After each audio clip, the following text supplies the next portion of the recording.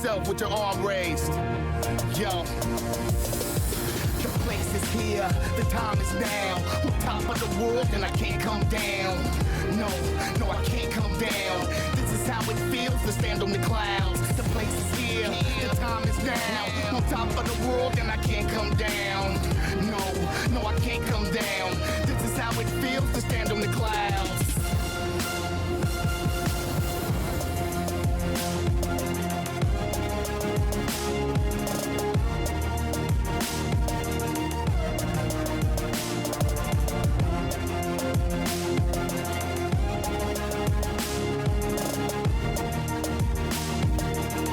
Yo, the place is here, the time is now. On top of the world and I can't come down. No, I can't come down.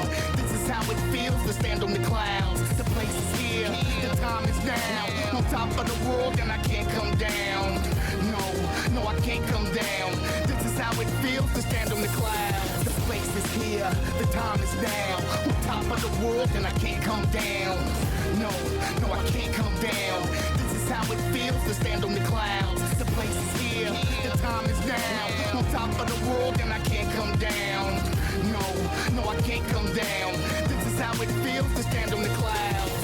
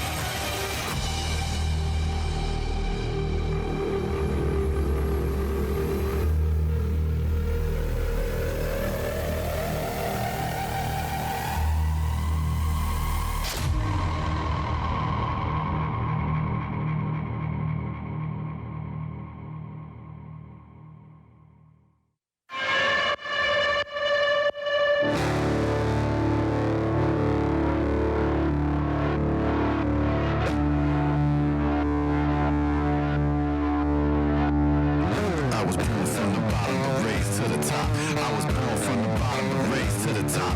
I was born from the bottom but raised to the top. I'ma keep on climbing, I ain't gon' stop. I was born from the bottom but raised to the top. I was born from the bottom but raised to the top. I was born from the bottom but raised to the top. I'ma keep on climbing, I ain't gon' stop. I was born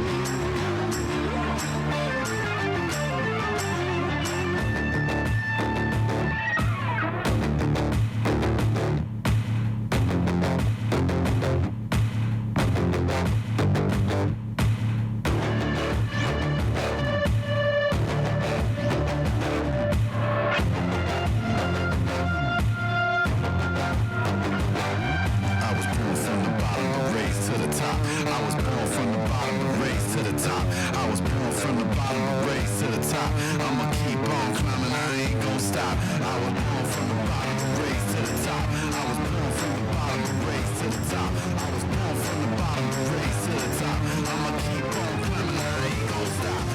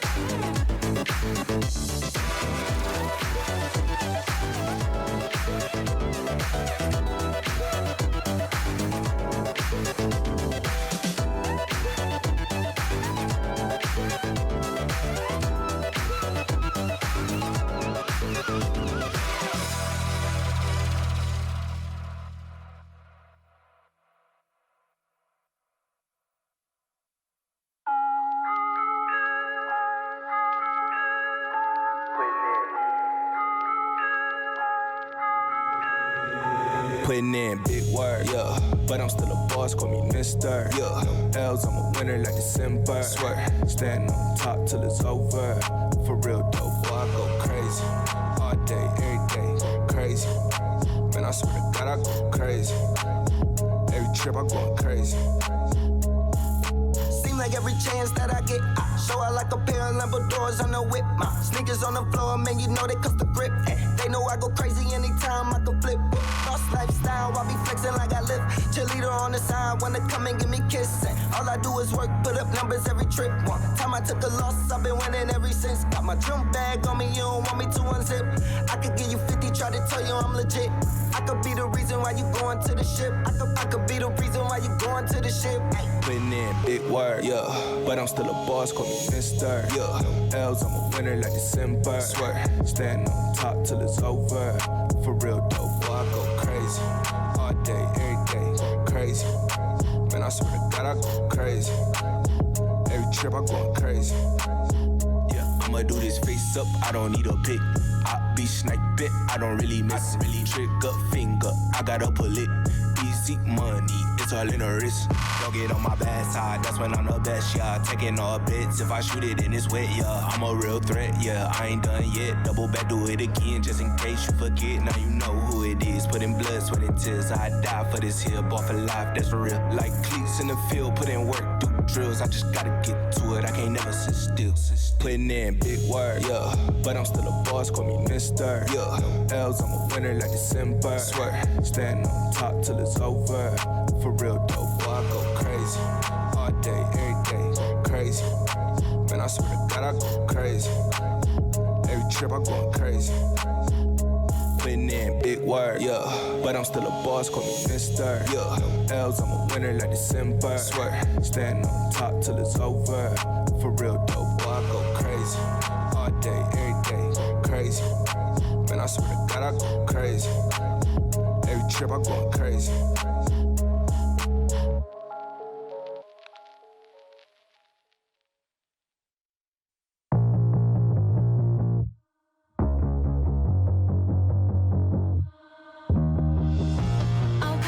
You while you put your jacket on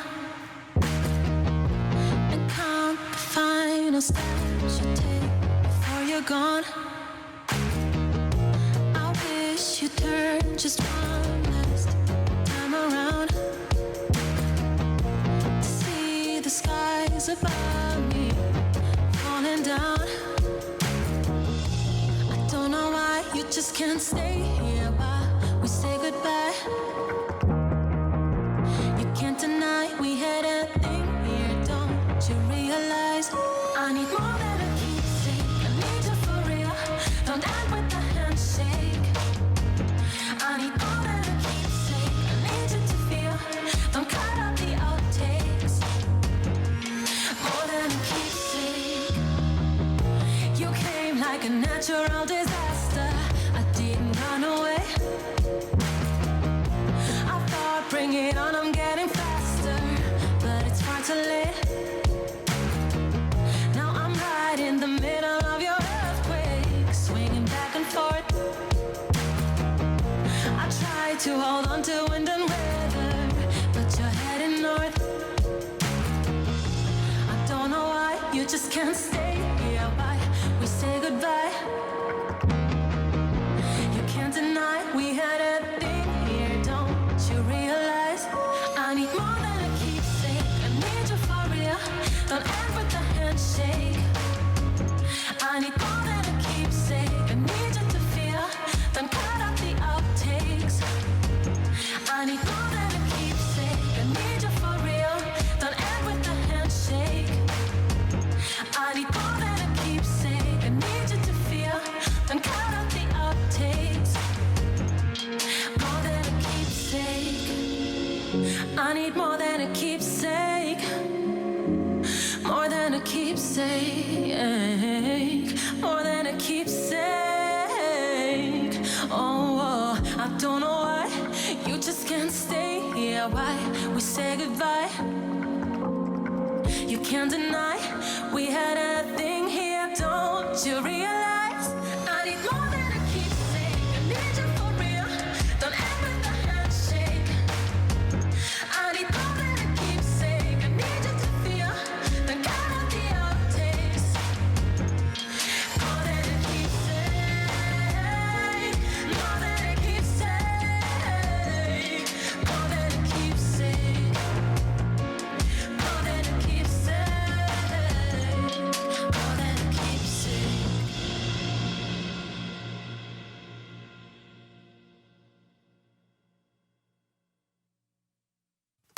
in the gym.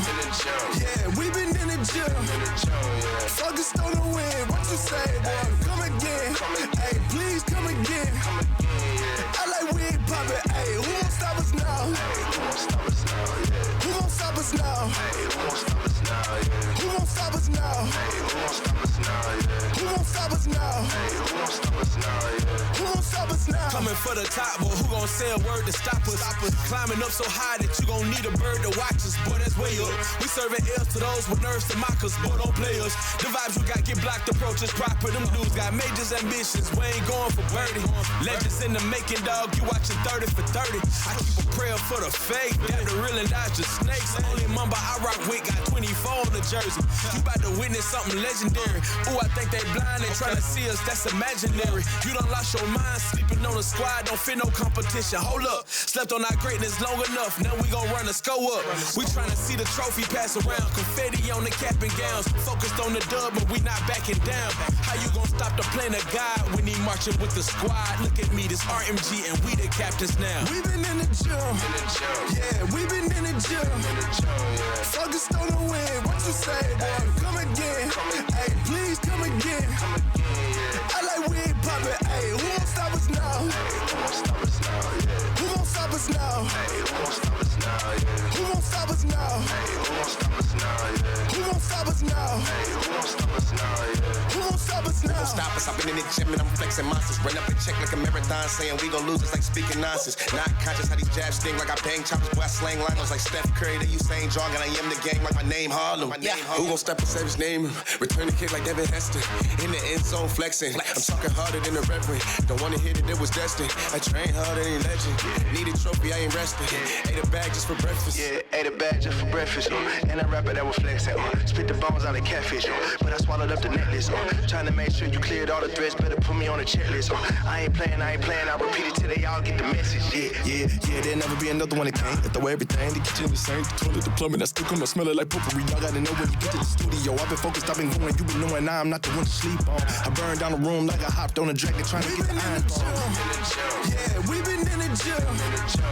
Focused on the win. What you say, boy? Come again. Hey, please come again. I like we ain't poppin'. Hey, who gon' stop us now? Who gon' stop us now? Who gon' stop us now? Who gon' stop us now? Who gon' stop us now? Who gon' stop us now? Stop us now. Stop us now. Stop us now. Stop us now. Stop us now. Stop us now. Stop us now.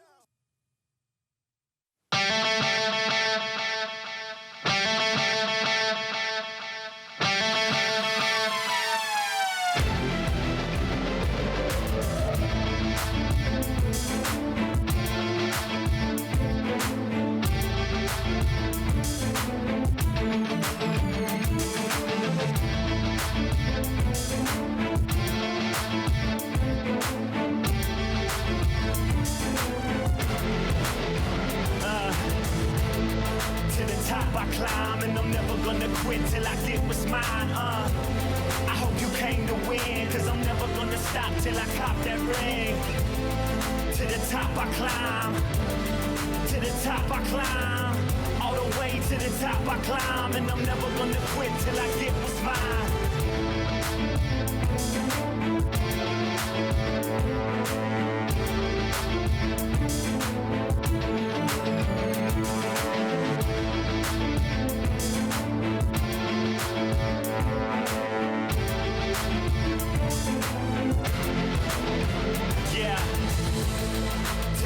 I climb and I'm never gonna quit till I get what's mine. I hope you came to win, cause I'm never gonna stop till I cop that ring.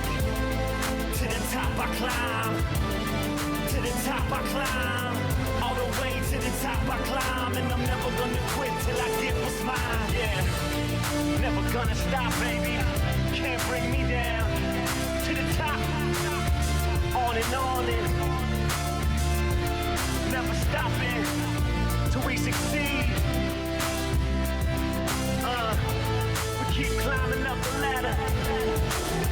Can't bring me down. To the top I climb and I'm never gonna quit till I get what's mine. I hope you came to win, cause I'm never gonna stop till I cop that ring. To the top I climb, the top I climb. All the way to the top I climb. And I'm never gonna quit till I get what's mine. Till I get what's mine. Yeah, to the top.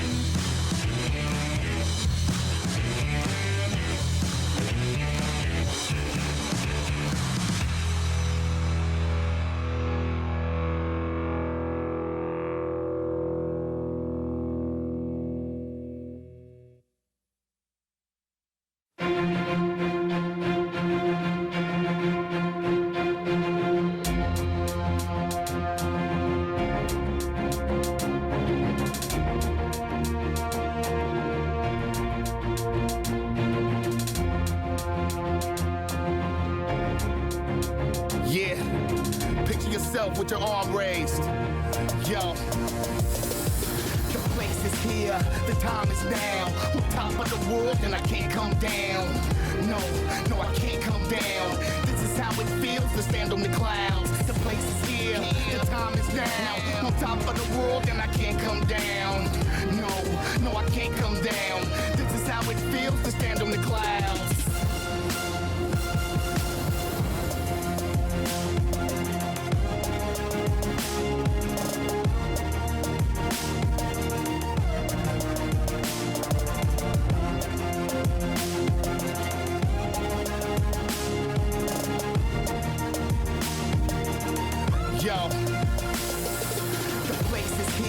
The time is now. On top of the world and I can't come down. No, I can't come down. This is how it feels to stand on the clouds. The place is here, the time is now. On top of the world and I can't come down. No, I can't come down. This is how it feels to stand on the clouds. The place is here, the time is now. On top of the world and I can't come down. No, I can't come down. This is how it feels to stand on the clouds. The place is here, the time is now. On top of the world and I can't come down. No, I can't come down. This is how it feels to stand on the clouds.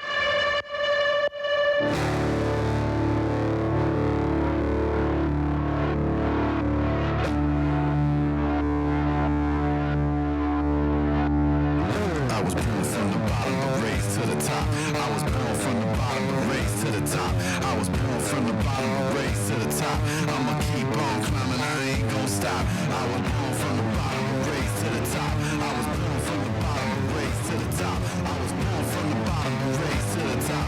I'ma keep on climbing, I ain't gon' stop.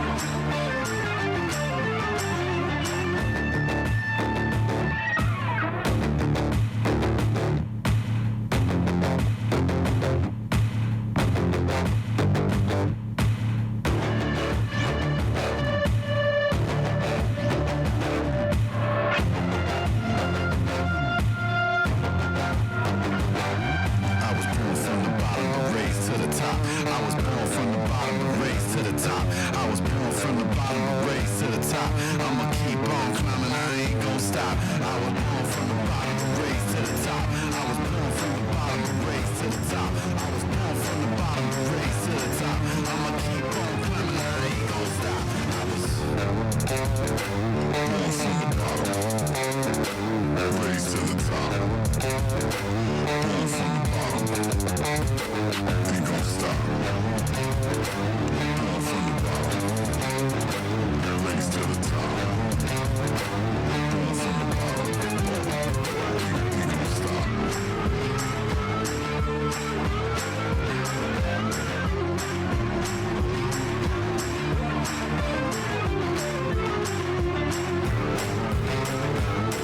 the bottom, ain't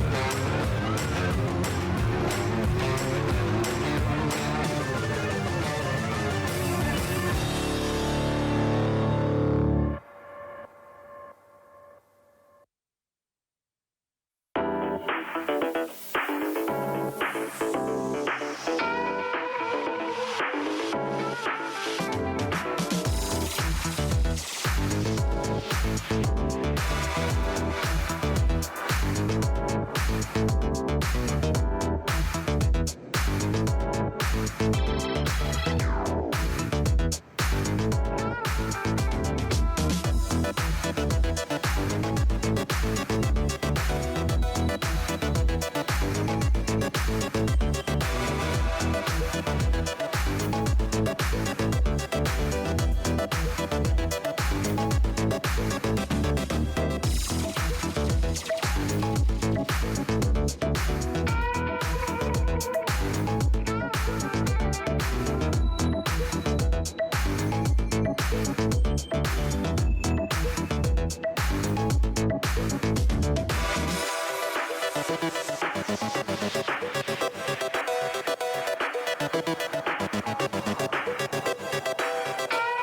stop.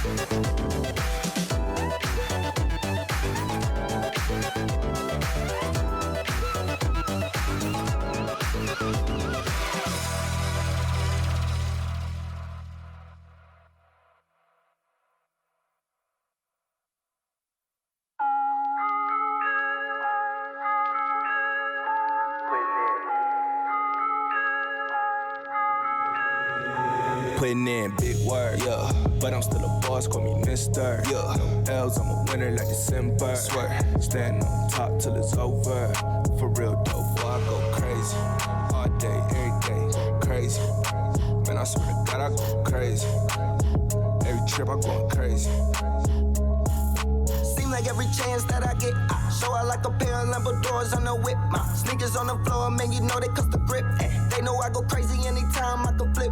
Lost lifestyle. lifestyle, I be flexing like I live. Cheerleader on the side, wanna come and give me kisses. All I do is work, put up numbers every trip. One time I took a loss, I've been winning ever since. Got my drum bag on me, you don't want me to unzip. I could give you 50, try to tell you I'm legit. I could be the reason why you going to the ship. I could be the reason why you going to the ship. Putting in big work, yeah. But I'm still a boss, call me Mister, yeah. No L's, I'm a winner like December. Swear, stand on top till it's over. For real though, boy, I go crazy. All day, every day, crazy. Man, I swear to God, I go crazy. Every trip, I going crazy. Yeah, I'ma do this face up, I don't need a pick. I be snipe bit, I don't really miss it. Really trigger finger, I gotta pull it. Easy money, it's all in the wrist.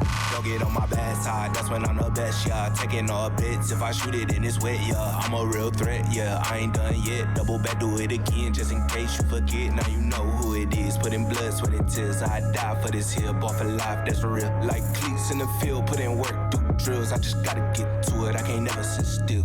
Putting in big work, yeah. But I'm still a boss, call me Mister, yeah. No L's, I'm a winner like December. Swear, stand on top till it's over. For real though, boy, I go crazy. All day, every day, crazy. Man, I swear to God, I go crazy. Every trip, I going crazy. Putting in big work, yeah. But I'm still a boss, call me Mister, yeah. No L's, I'm a winner like December. Swear, stand on top till it's over. For real though, boy, I go crazy. All day, every day, crazy. Man, I swear to God, I go crazy. Every trip, I going crazy.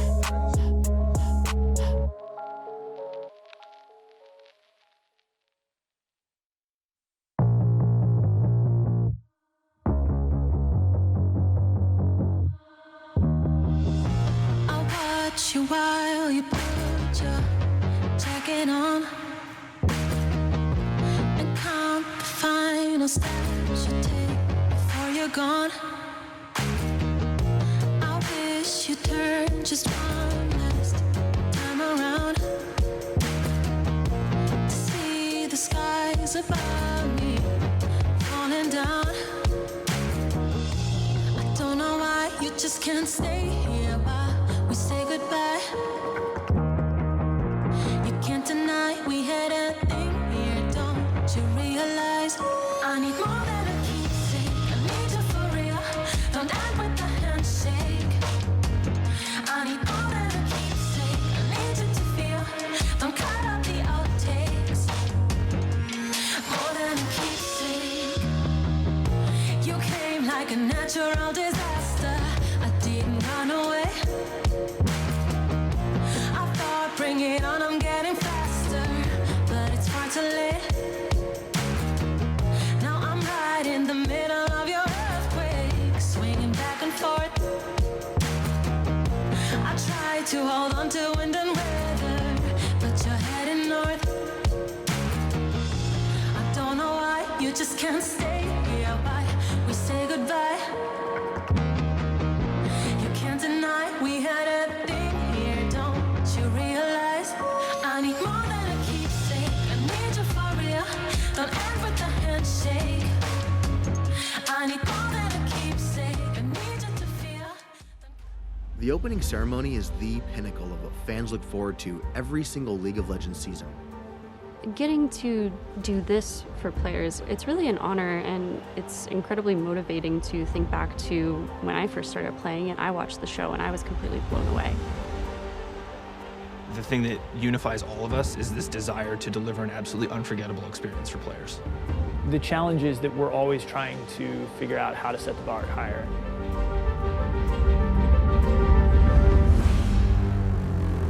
Every year with the opening ceremony, there's a whole slew of challenges, but there's always 1 to 2 that we'll just remember forever. In 2017, the Dragon wasn't landing on the stadium until the morning of the show. In 2018, everyone loved KDA, but we had our most public failure. We had this big idea for a portal, and that broke live on air. We lost power to the camera and completely ruined the transition into the next part of the show. It's just a reminder that we're in a live show and anything can go wrong. The 2019 opening ceremony was our most technically challenging show to date, but the path to success was often unclear, and there were many hurdles along the way. The conversation every single year is, what's going to be the thing? What's the dragon? Is it 2 dragons? We wanted to flip the show on its head. We wanted to give players something completely unexpected. We wanted to bring our IP to life in ways that have never been accomplished before. We wanted to depart from what we'd done the previous year. We knew we had the possibility to do some really cool stuff. We didn't have the True Damage song. We didn't have the World's Anthem. We really were coming up with ideas without knowing how they were actually going to be integrated into the creative of the show. What if we made the trophy itself this sort of central character that reveals itself at the end? We had this idea of bringing our music videos to life on stage, but how we were actually going to accomplish that, we weren't quite sure yet. How do you bring an Echo parallel convergence to life? How do you bring an Aurelia blade dance interacting with people, and how does that stay true to her character in the game? I remember, like, we started talking about magic. Holograms in particular was a type of tech that we had wanted to play with, but never really had the opportunity to do before. It was a way to do magic, but in our way, with technology. When approaching the hologram technology, traditionally it's only viewed from a single point from the audience. But for our show, it was going to be 360. We were pushing the limits of this technology. We'd seen demos, but we hadn't done it. We'd seen other people's content, we hadn't seen ours. The fundamental question that we weren't going to be able to answer until we answered it was, will this work?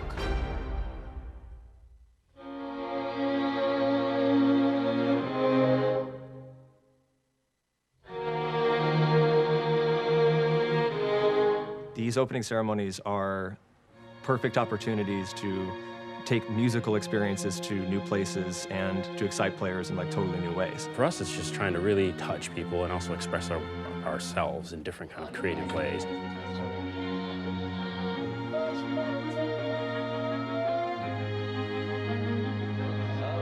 Awakened, Giants, and Phoenix were all very different genres of music, and figuring out a way to seamlessly transition those was a challenge in itself.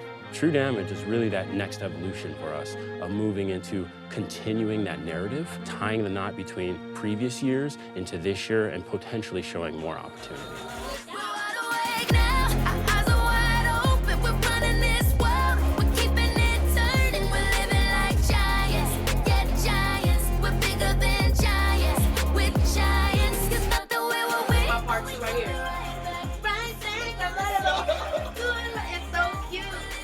It was really exciting to think about True Damage making their debut at Worlds. It was also terrifying because, as with any song, you're not always 100% sure if everyone's going to vibe with it.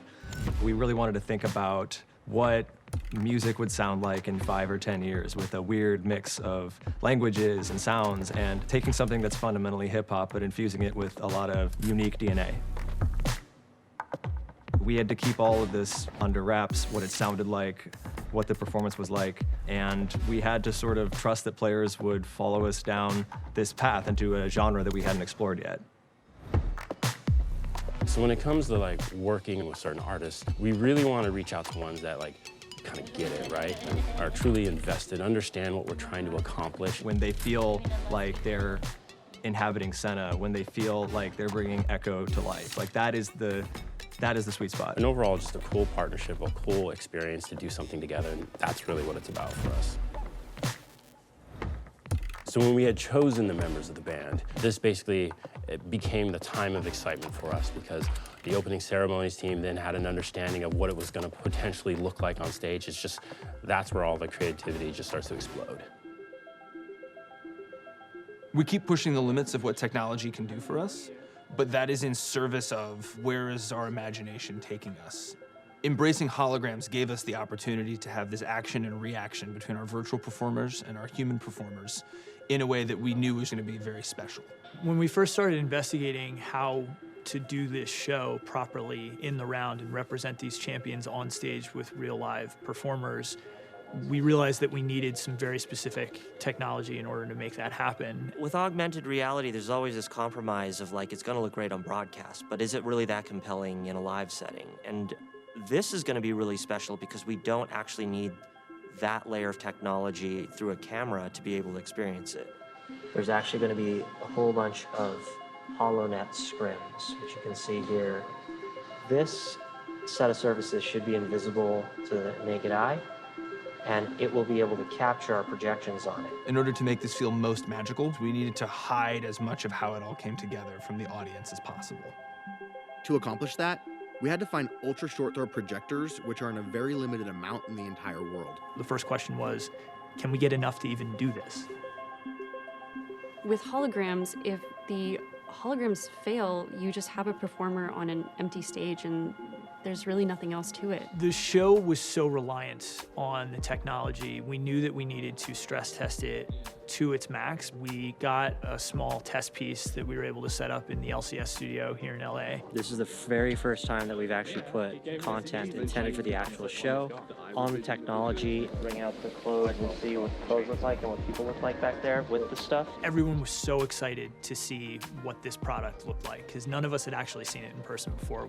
We learned that lighting was one of the tricks to create the illusion. Something we learned was that if performers were wearing dark clothes or black clothes, they would just disappear, and certain materials were really distracting behind the holograms. 1, 2, 3. In order to deliver a show that really worked, we had to get the best people in the world at every position. It's really incredible, all the people who are like legends in their own fields coming together to tell the story of League of Legends and our characters through this hologram technology.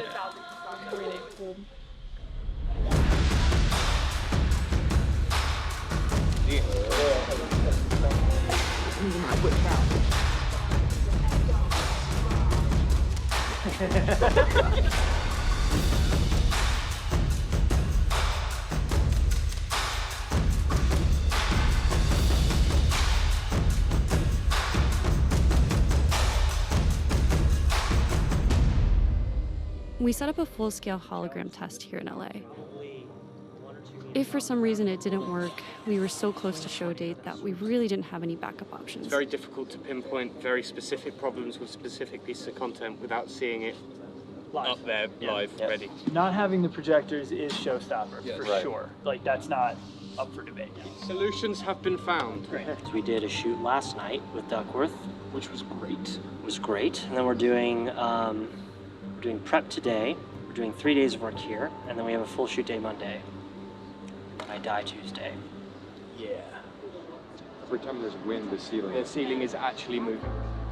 This was one of the largest uses of this technology to date. We had so many unique gags that we were trying with the technology, and we needed to make sure that each one was playing exactly the way we expected it to. We were moments away from departure, and all the things that had to get figured out were piling up. We still had to shoot the talent on green screen for their holograms. That is so crazy, and that's like the craziest thing I've ever seen. It's awesome. It's going to be great to really bring it to life. I can't wait to sort of inhabit Camille. This is like reality is kicking in full force right now. You're in it now. There's no turning back. Yeah! Beautiful. That's good.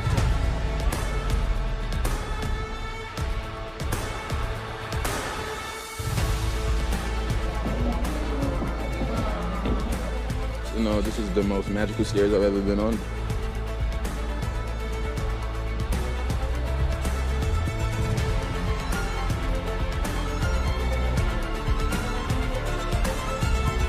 Whoa, yeah.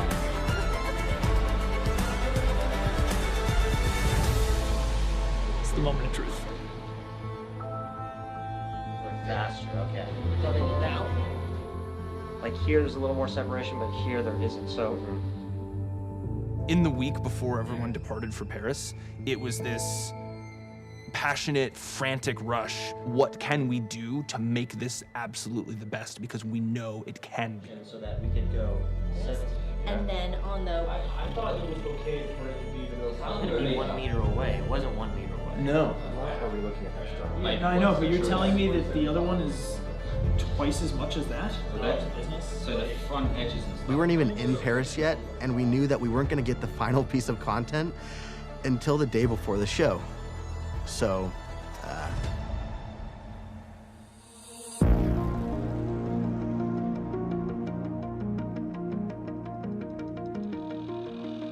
We arrive in Paris and we have 7 days to make everything work perfectly.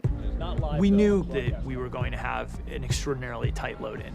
In 2018, we had over 2 weeks in the venue, 2 days of tech rehearsal and 5 days of rehearsal. Every minute of delay starts to just remove rehearsal time. Our production team worked a heroic 24/7 schedule to get that show loaded in. It's insane. Everyone is rushing to finish everything. Everything comes back to how much time will we have to get the creative ready for show day. We always wish we have more time. While our main stage is being built, we actually replicated its dimensions in the next room over. That way our talent and our dancers could get used to their blocking and actually interacting with the holograms. It's the first time that talent is working with the technology. This was also the first time that our choreographers were getting to work with the local Parisian dancers. It's the first time for a lot of things.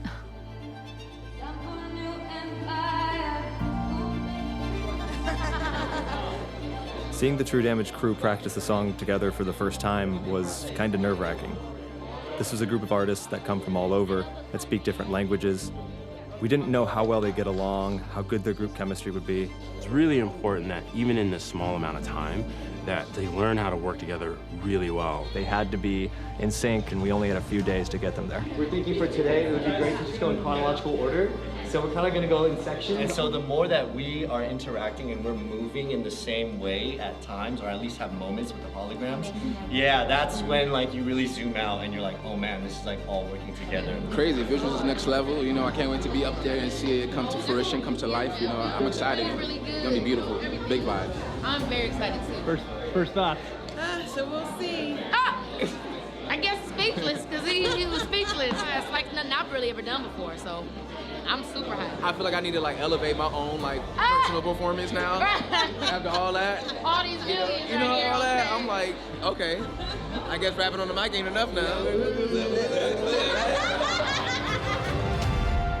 All these months and months of planning, and the thing that we envisioned over these last 9 months finally comes to life. 2 and 3 and...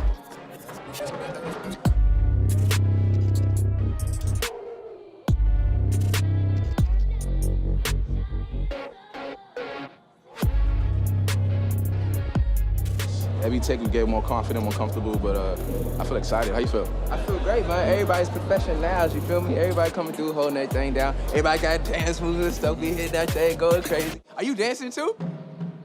Once we get onto the main floor, that's where the chaos really begins. We need to see so many things for the first time. We had a lot of fears because we had a lot of things ongoing on stage. Everything had to go perfect. If one thing went wrong, if a hologram breaks, if somebody misses their cue, if the lighting is off, the whole thing kind of breaks. We needed to see the lighting interact with the holograms. When and how can the holo come in and out? Will the projectors all work? There was trouble getting the old technology to work with the new technology. We needed to see the trunk open. Turns out that it was more complicated than we expected it to be. There's all of the challenges around broadcast. Do we like the camera angles? There was content being worked on till the very last second. There's 3 pieces of content we need to check. 3, 2, 1. I think we're having trouble hitting the marks, and that's really crucial to the show right now. Why does the spotlight come on when I'm already in my, like, 2 bars in? First mark for third chorus. Cool? Is it weird that I'm like not all the way over and then It's alignment, it's not consensus, right? But okay. Magic is show. I think the toughest part this week has just been getting all the content done and making sure that it looks good and is scaled properly and is interacting with the human. Valerie sounds great, doesn't she? Oh my gosh. Nerves are running high. Time is running out. There are so many things that we want to go right, but we can only push so far. If the hologram breaks, we don't have a solve for that. So we hope that the rest of the elements are able to help carry the show in some way.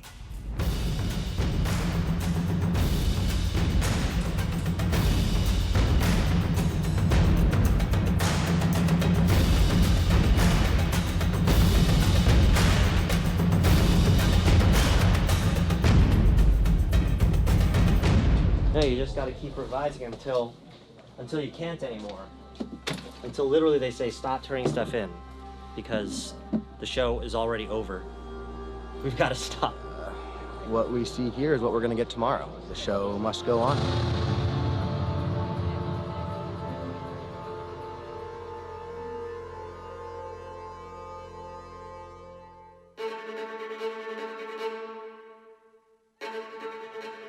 People are super excited. We know today's the day. We can see and hear fans lining up outside of the building, and all of this is for them and their experience and their enjoyment.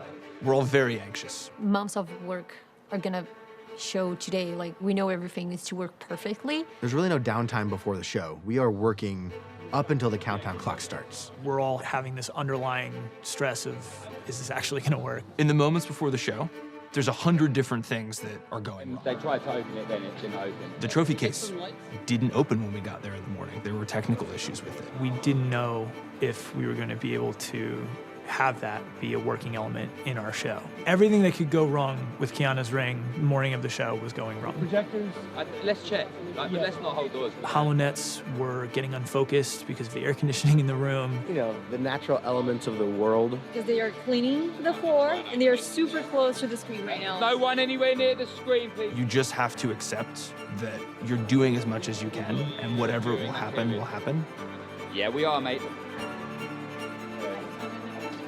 Doors are open, pencils down, this is it. Nothing more we can do. Here we go, this is the game. And we're about to watch the last 6 months of our life's work unfold on a small screen. It's gonna be sick. Gonna beat up Jin? It's gonna be good. Stop, Seth! One chance. Of course I'm not anxious. We hear them right now? At this point, we've been working for 10 months for a 10-minute show. And officially, we have to take our hands off the steering wheel. It's completely out of our control, and all there is left to do is watch.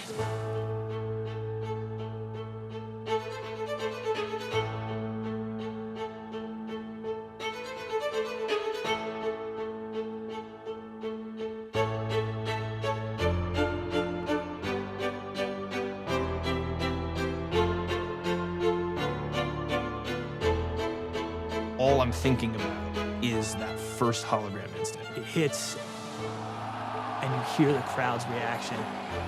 That was a really, really special moment for us. As much as we've been telling ourselves we knew this would work, now we knew it worked.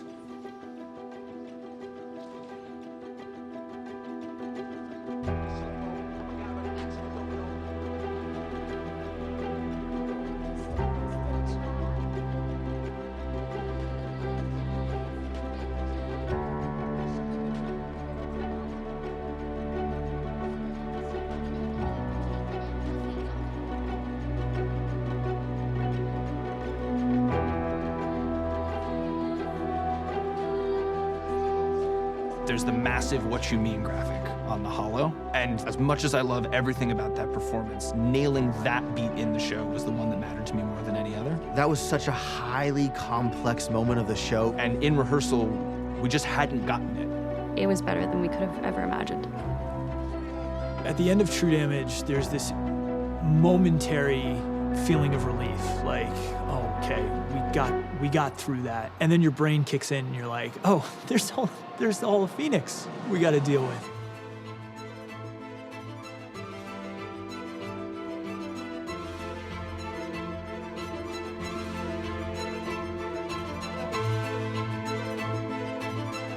As we're sitting there watching Phoenix, we know that this trophy case moment is coming up, and that's a huge beat in our show. The day had started with the case not opening. You can't unveil a trophy if the box doesn't open. And I remember the Steadicam move starting to circle around the case, and I had 2 seconds that felt like 2 hours of panic that it actually wasn't going to happen. You gotta open. You have to open. That was the last big hurdle.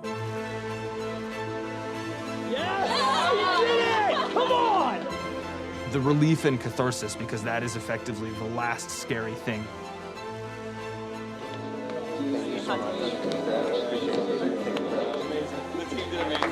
Okay, so 2020 kickoff meeting, yeah? Delivering something like the opening ceremony it's so hard to describe the pride you feel. The reaction, it's showing that all those months are paying off. We worked for so long and everyone finally got to see it, and then immediately kind of sad because it's over. We're gonna go home and get back to work. Let's do it. The storm is over. is. Now just enjoying a nice world championship.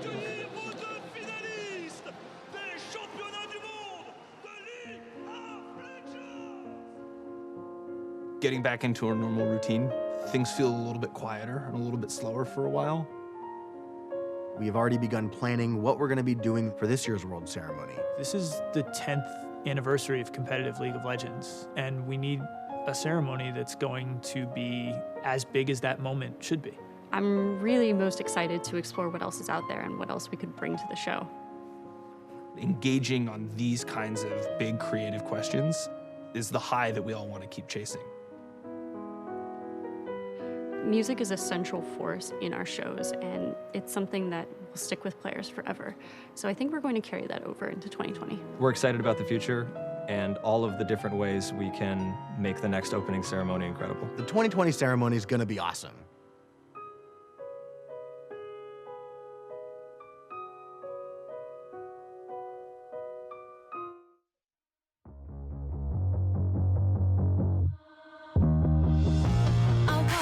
You while you put your jacket on and count the final steps you take before you're gone. I wish you turned just one last time around to see the skies above me falling down. I don't know why you just can't stay here while we say goodbye. You can't deny we had a thing here, don't you realize? I need more than a keepsake, I need you for real. Don't end with a handshake. I need more than a keepsake, I need you to feel. Don't cut out the outtakes. More than a keepsake. You came like a natural disaster. I didn't run away. Bring it on, I'm getting faster, but it's far too late. Now I'm right in the middle of your earthquake, swinging back and forth. I try to hold on to wind and weather, but you're heading north. I don't know why you just can't stay here, why we say goodbye. You can't deny we had a thing here, don't you realize? I need more than a keepsake, I need you for real. Don't end with a handshake. I need more than a keepsake, I need you to feel. Don't cut out the outtakes. I need more than a keepsake, I need you for real. Don't end with a handshake. I need more than a keepsake, I need you to feel. Don't cut out the outtakes. More than a keepsake. I need more than a keepsake. More than a keepsake. More than a keepsake. Oh, I don't know why you just can't stay here. Why we say goodbye. You can't deny we had a thing here. Don't you realize? I need more than a keepsake. I need you for real. Don't end with a handshake. I need more than a keepsake. I need you to feel.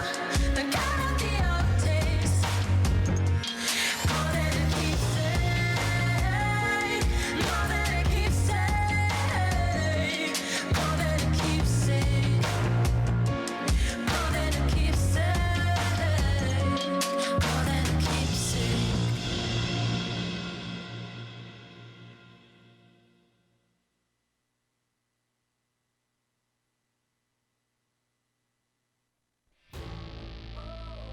季后赛的战场上，银龙为界，8强对弈。为兵者既闻钟鼓之声，见旌旗之列，何不奋勇向前，尽赴敌场？班底虽新，配合依旧，过早离场未免无趣。我们的身体里还有无限的能量。兵期尽移，卒子过河尽回头。不弃之人，能否重回旧日辉煌？求胜之路曲折漫长，披荆斩棘，未曾止步，清零过往的事，我们重新出发。新老更替，临时重组，重炮强弩之下，怎样跨过楚河，直击腹地？心怀希望，落子无悔。新一代的骑士早已做好洗礼的准备。马踏斜日，成长总要经历。荆楚少年将碰壁停歇，亦或冲破万难。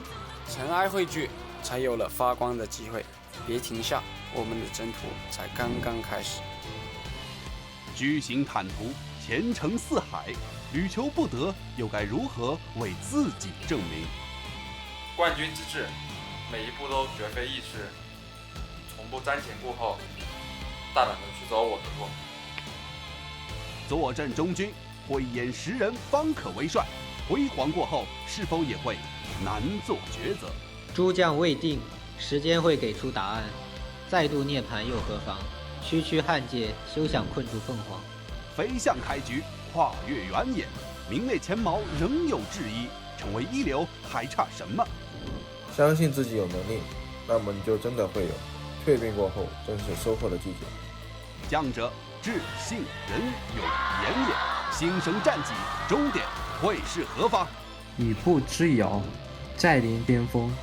这一次我们不容有失，落日之时，定会风轻云淡。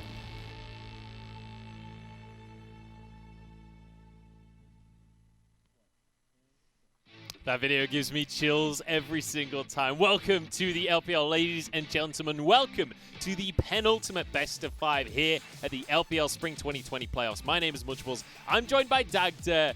And boy, do we have a series on our hands. We're jumping to FPX up against IG. I cannot wait for this series. Some of the best players in the LPL will now face off against each other to decide who will take the 3rd place in our split. It really is going to be a battle for these guys, but let's have a look at how we got here first. You can see in our bracket, it was a pretty crazy, it felt a little bit scripted with all the 3-1s across the whole of the playoff bracket, but then JDG upturned the script, getting a 3-0 victory over the world champions to make it to the finals. You can see our finals are top esports against JDG, but today we're jumping into our 3rd and 4th place match. It's IG against FPX. And this is such an intense series. Former world champion against current world champion. And we now get to see them face off against each other in today's series. And I think that's the most exciting thing, is the amount of history behind these two rosters in recent years, because it is world champs versus world champs. It's 2018 versus 2019. And we have had a couple of little roster changes coming on into not just into this split, but also in today's match. We're going to see Khan stepping on into the roster. We're going to see Ning stepping back into the IG roster. So this is going to be a much more interesting matchup to me than what we saw out of the semifinals, because I was wanting to see Khan. I was wanting to see Ning. So we get to see a little bit more interesting stuff.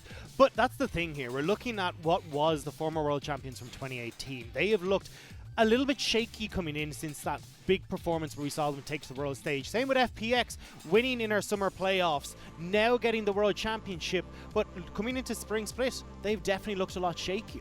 Yeah, both of these teams coming into spring split have looked a little bit shaky, and obviously, I mean, it's difficult to say, because both of them at times during the split looked incredibly strong. And I mean, IG finished the split in 1st place, but it was the amount of losses that they had in this series that made it it didn't quite feel like 1st place. It didn't feel like a solid 1st place. But before we get into the nitty-gritty of this matchup, let's have a little trip down memory lane of 2018 and the IG back then that managed to win the world champion. Because I know it's a long time ago, but when you think back to it, when you think back to the 6 skins that they managed to get for themselves, that was with Jackie Love, that was with Baolan. And now it's a different looking roster, but this is definitely the IG that we still see hints of today. This lane dominant style, taking over the game and then running away with it off of this win lane, win game style. Yeah, and you've got the Shy there, you've got Rookie there. Those guys still the big names within this roster, but they're going up against FPX. And FPX's glory is a little bit more recent, just last year. And their skins, I'm sure you guys have all seen them already.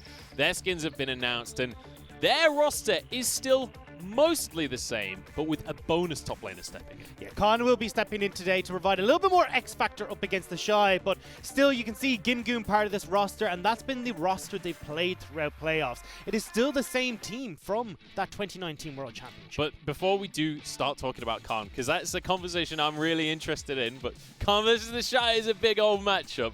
Let's go further down memory lane. Let's revisit what happened for IG back in 2018. Whippo continuing to try to chase. Belong going to be taken down about half, but here comes the counterattack going through now. Whippo taken very low. Jackie Love looking to find the damage, has the auto attacks. That's the first kill of the fight. Shy still looking to find someone else. Won't be able to land the stun, as now it's Rookie who will scatter the weak to the wind as a double kill for Jackie. Signals no chance for Fnatic. Brox and Hillsong will run away into the reinforcements as Hillsong tries to buy some time. Caps and Soaz make their way into the fight, but Jackie's already dominating. Rookie's able to find the lockdown. The damage comes through. It's Jackie Love. Caps will be the last man standing, but he will fall. The LPL has never won before, but that will change today. The Crownless are finally king, and Invictus Gaming are your 2018 World Champions. And just remember that that was the first time that the LPL won the World Championship. And still looking back on that, thinking about this roster, it just gives you chills remembering the dominance that we saw, especially from the Shy in the top lane. Yeah, and it was the first time as well that we'd seen IG pick up anything. They hadn't been able to secure either of the playoffs in 2018, and then coming in and taking the World Championship in such a commanding fashion as well. It's delightful to see just how far the LPL has come. And it's a fairly similar story for FPX as well. They got just one domestic title that made it on to the World Championships themselves, and a lot of people weren't sure about the finals, but FPX, they were definitely sure. Let's take another look at their match against G2.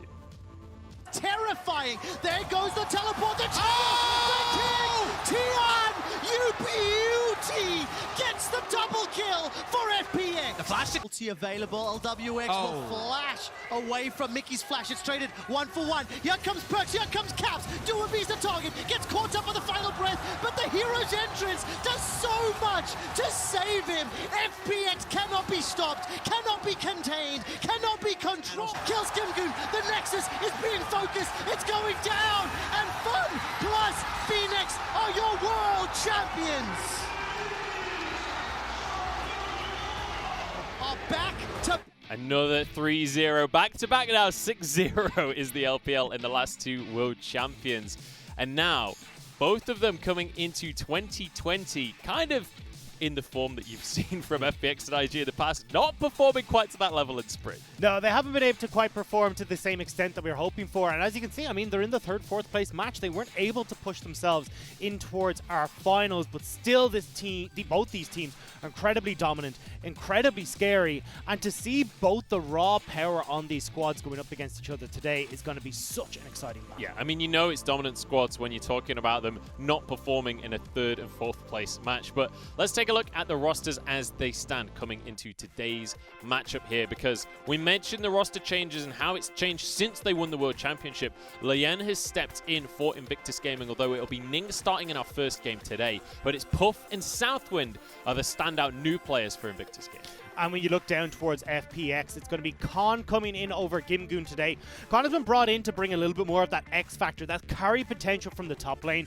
And especially when we're looking at Khan versus the Shy here today, this is where you're going to need that extra carry, that extra gusto in the top lane to take on the Shy. Yeah, with Ning stepping forward in the IG roster, I think that we'll see a little bit more around the top lane. I think we'll see him focusing on the Shy a bit more than what we saw out of Lian earlier on in playoffs. But we'll get to that when we get into the game. We'll see how Ning's going to play this one out. Because first, I want to talk about the mid lane.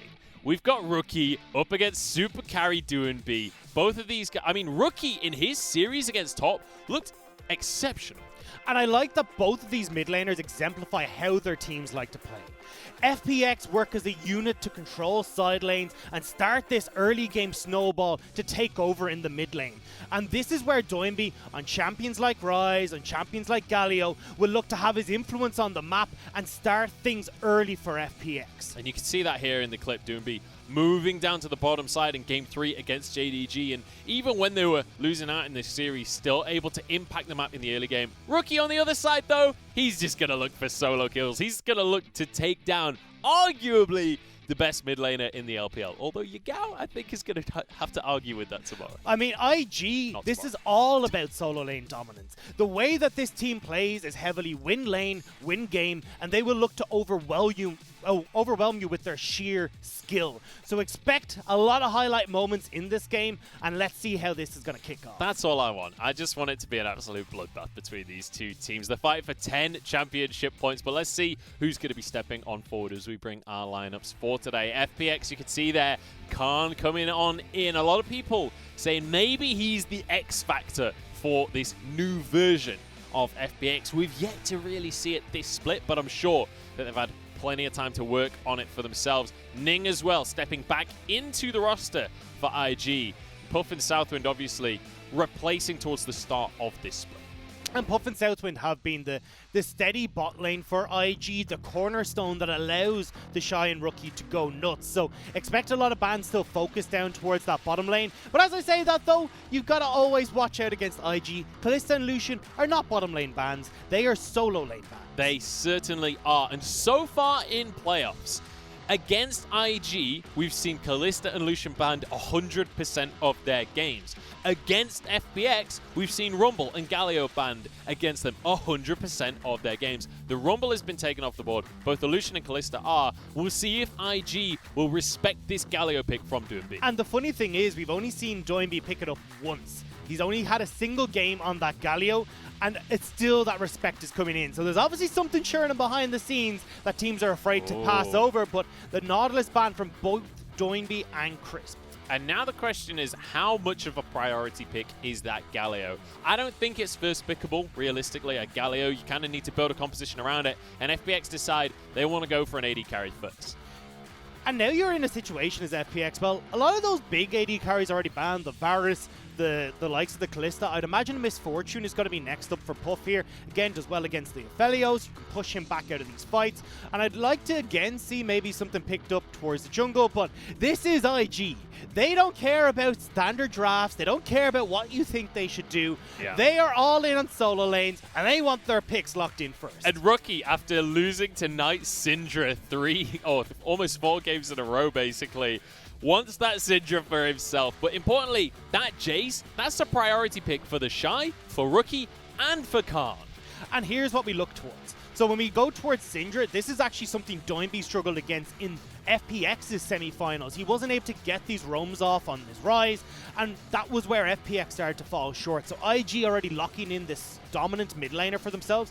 And don't forget, flexibility with Syndra to go down to the bottom lane. And as you said, the Shy on this Jace will be looking to take over top lane. Not so easy against the likes of an Ornn, though, who can be this sponge for a lot of that DPS. I'm really hoping the Ornn is like flex to support or something, because I really want Khan and the Shy to go toe-to-toe in the top lane, but I'm expecting the GOAT God himself in Khan's hands, and now we'll see where FPX go, whether they want to find their mid lane matchup.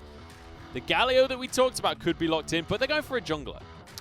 Although, solo lane Graves does exist. Yeah, this is something we've actually seen in a lot of Chinese solo queue. Is this solo lane Graves? It's a big pick over here, but I still think it will be going towards the jungle. It's been the home of Graves for the longest of times, and actually something that was played against Tian. JDG picked this up in their series, so I wouldn't be surprised to see this as a little bit of a safe fixture towards Tian to have control in this jungle matchup.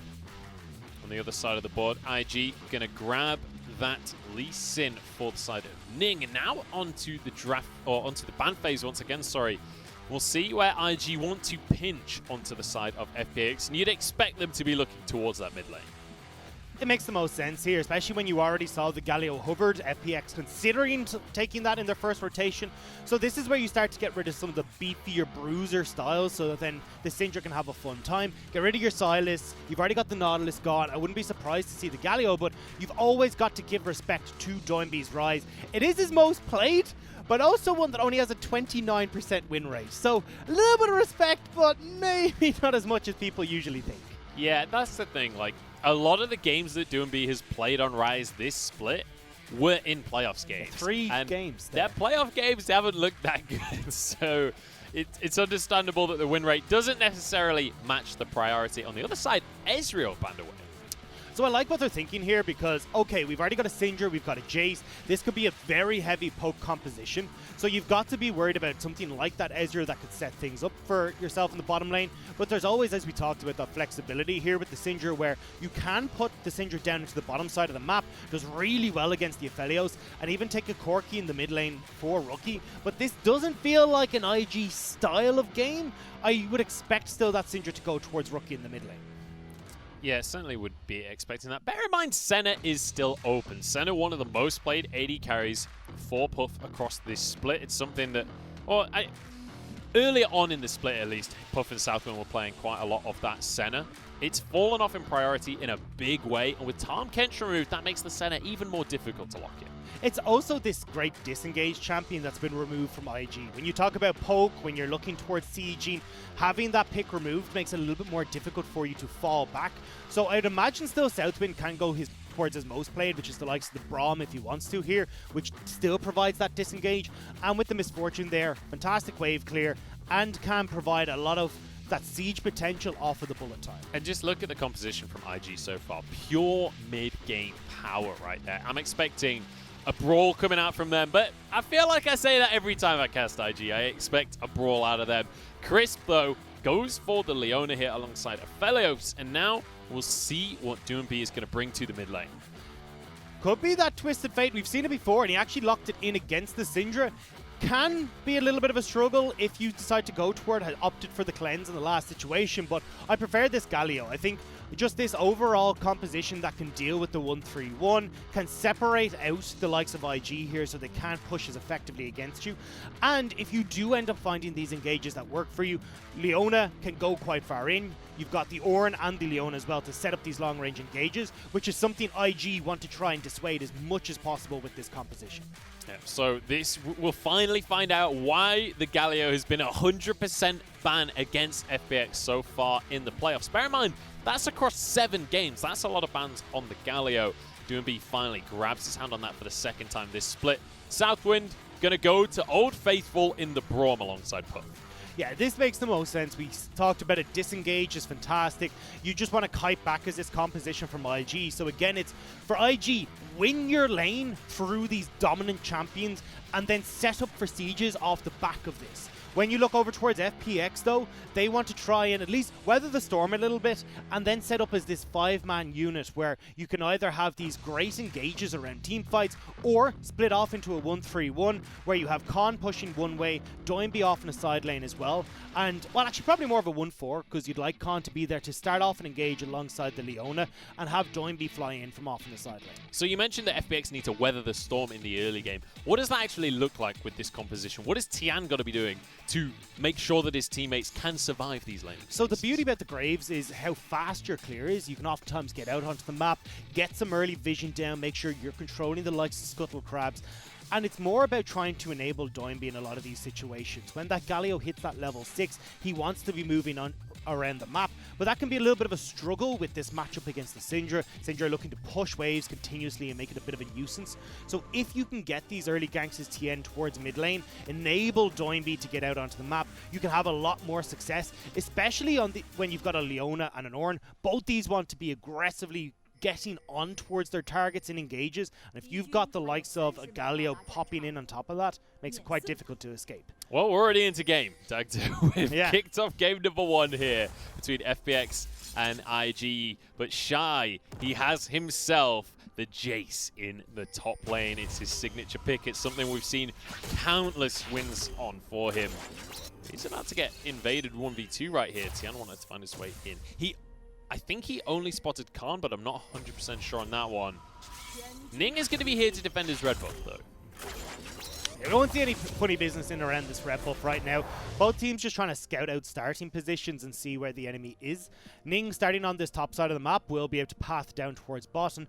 More than likely try to play towards Rookie or Puff in these scenarios. The Shy will be just trying to poke out Khan as much as possible, but keep your eyes on this game on the double unseed spellbook for FPX. Yeah. Doinby looking to opt into cleanse in some of these scenarios to stop the engage from Rookie, and in the top lane as well, Khan. This is a bit of a standard route rune choice when you're in these ranged matchups, whereas Ornn, where you'll struggle, because it just gives you more opportunity to opt into some of these summoner spells that can help you out, like the heal, exhaust, or even ignite in certain scenarios. But the reduced summoner spell cooldown means you can get back to lane and have that reduced summoner spell cooldown as well for joining in these fights. I'm telling you, man, DoinB loves the Unsealed Spellbook. I don't think there's a single champion that he wouldn't be willing to take the Unsealed Spellbook on. We saw it on his Twisted Fate as well. Looked amazing with that. We'll see how it's going to work out on the Galio in the mid lane. But this is just DoinB doing DoinB things. But now Tian going to be clearing up towards the top side here. But Ning actually faster on the clears so far when it comes to his buffs, because he didn't stop to do his chickens. So Tian will be moving, as he said, towards the blue, then can opt in towards the scuttle on top side. And both junglers on opposite end of the maps. And I'm not surprised to see this trying to kick off, because what you're going to be looking for is Ning, as we said, to try and maybe set up something in the mid lane alongside Rookie, but also try and play down towards this bottom side a little bit. You have good gank setup if Southwind's able to hop forward and get onto LWX, but we'll have to see how they can try and play this one out.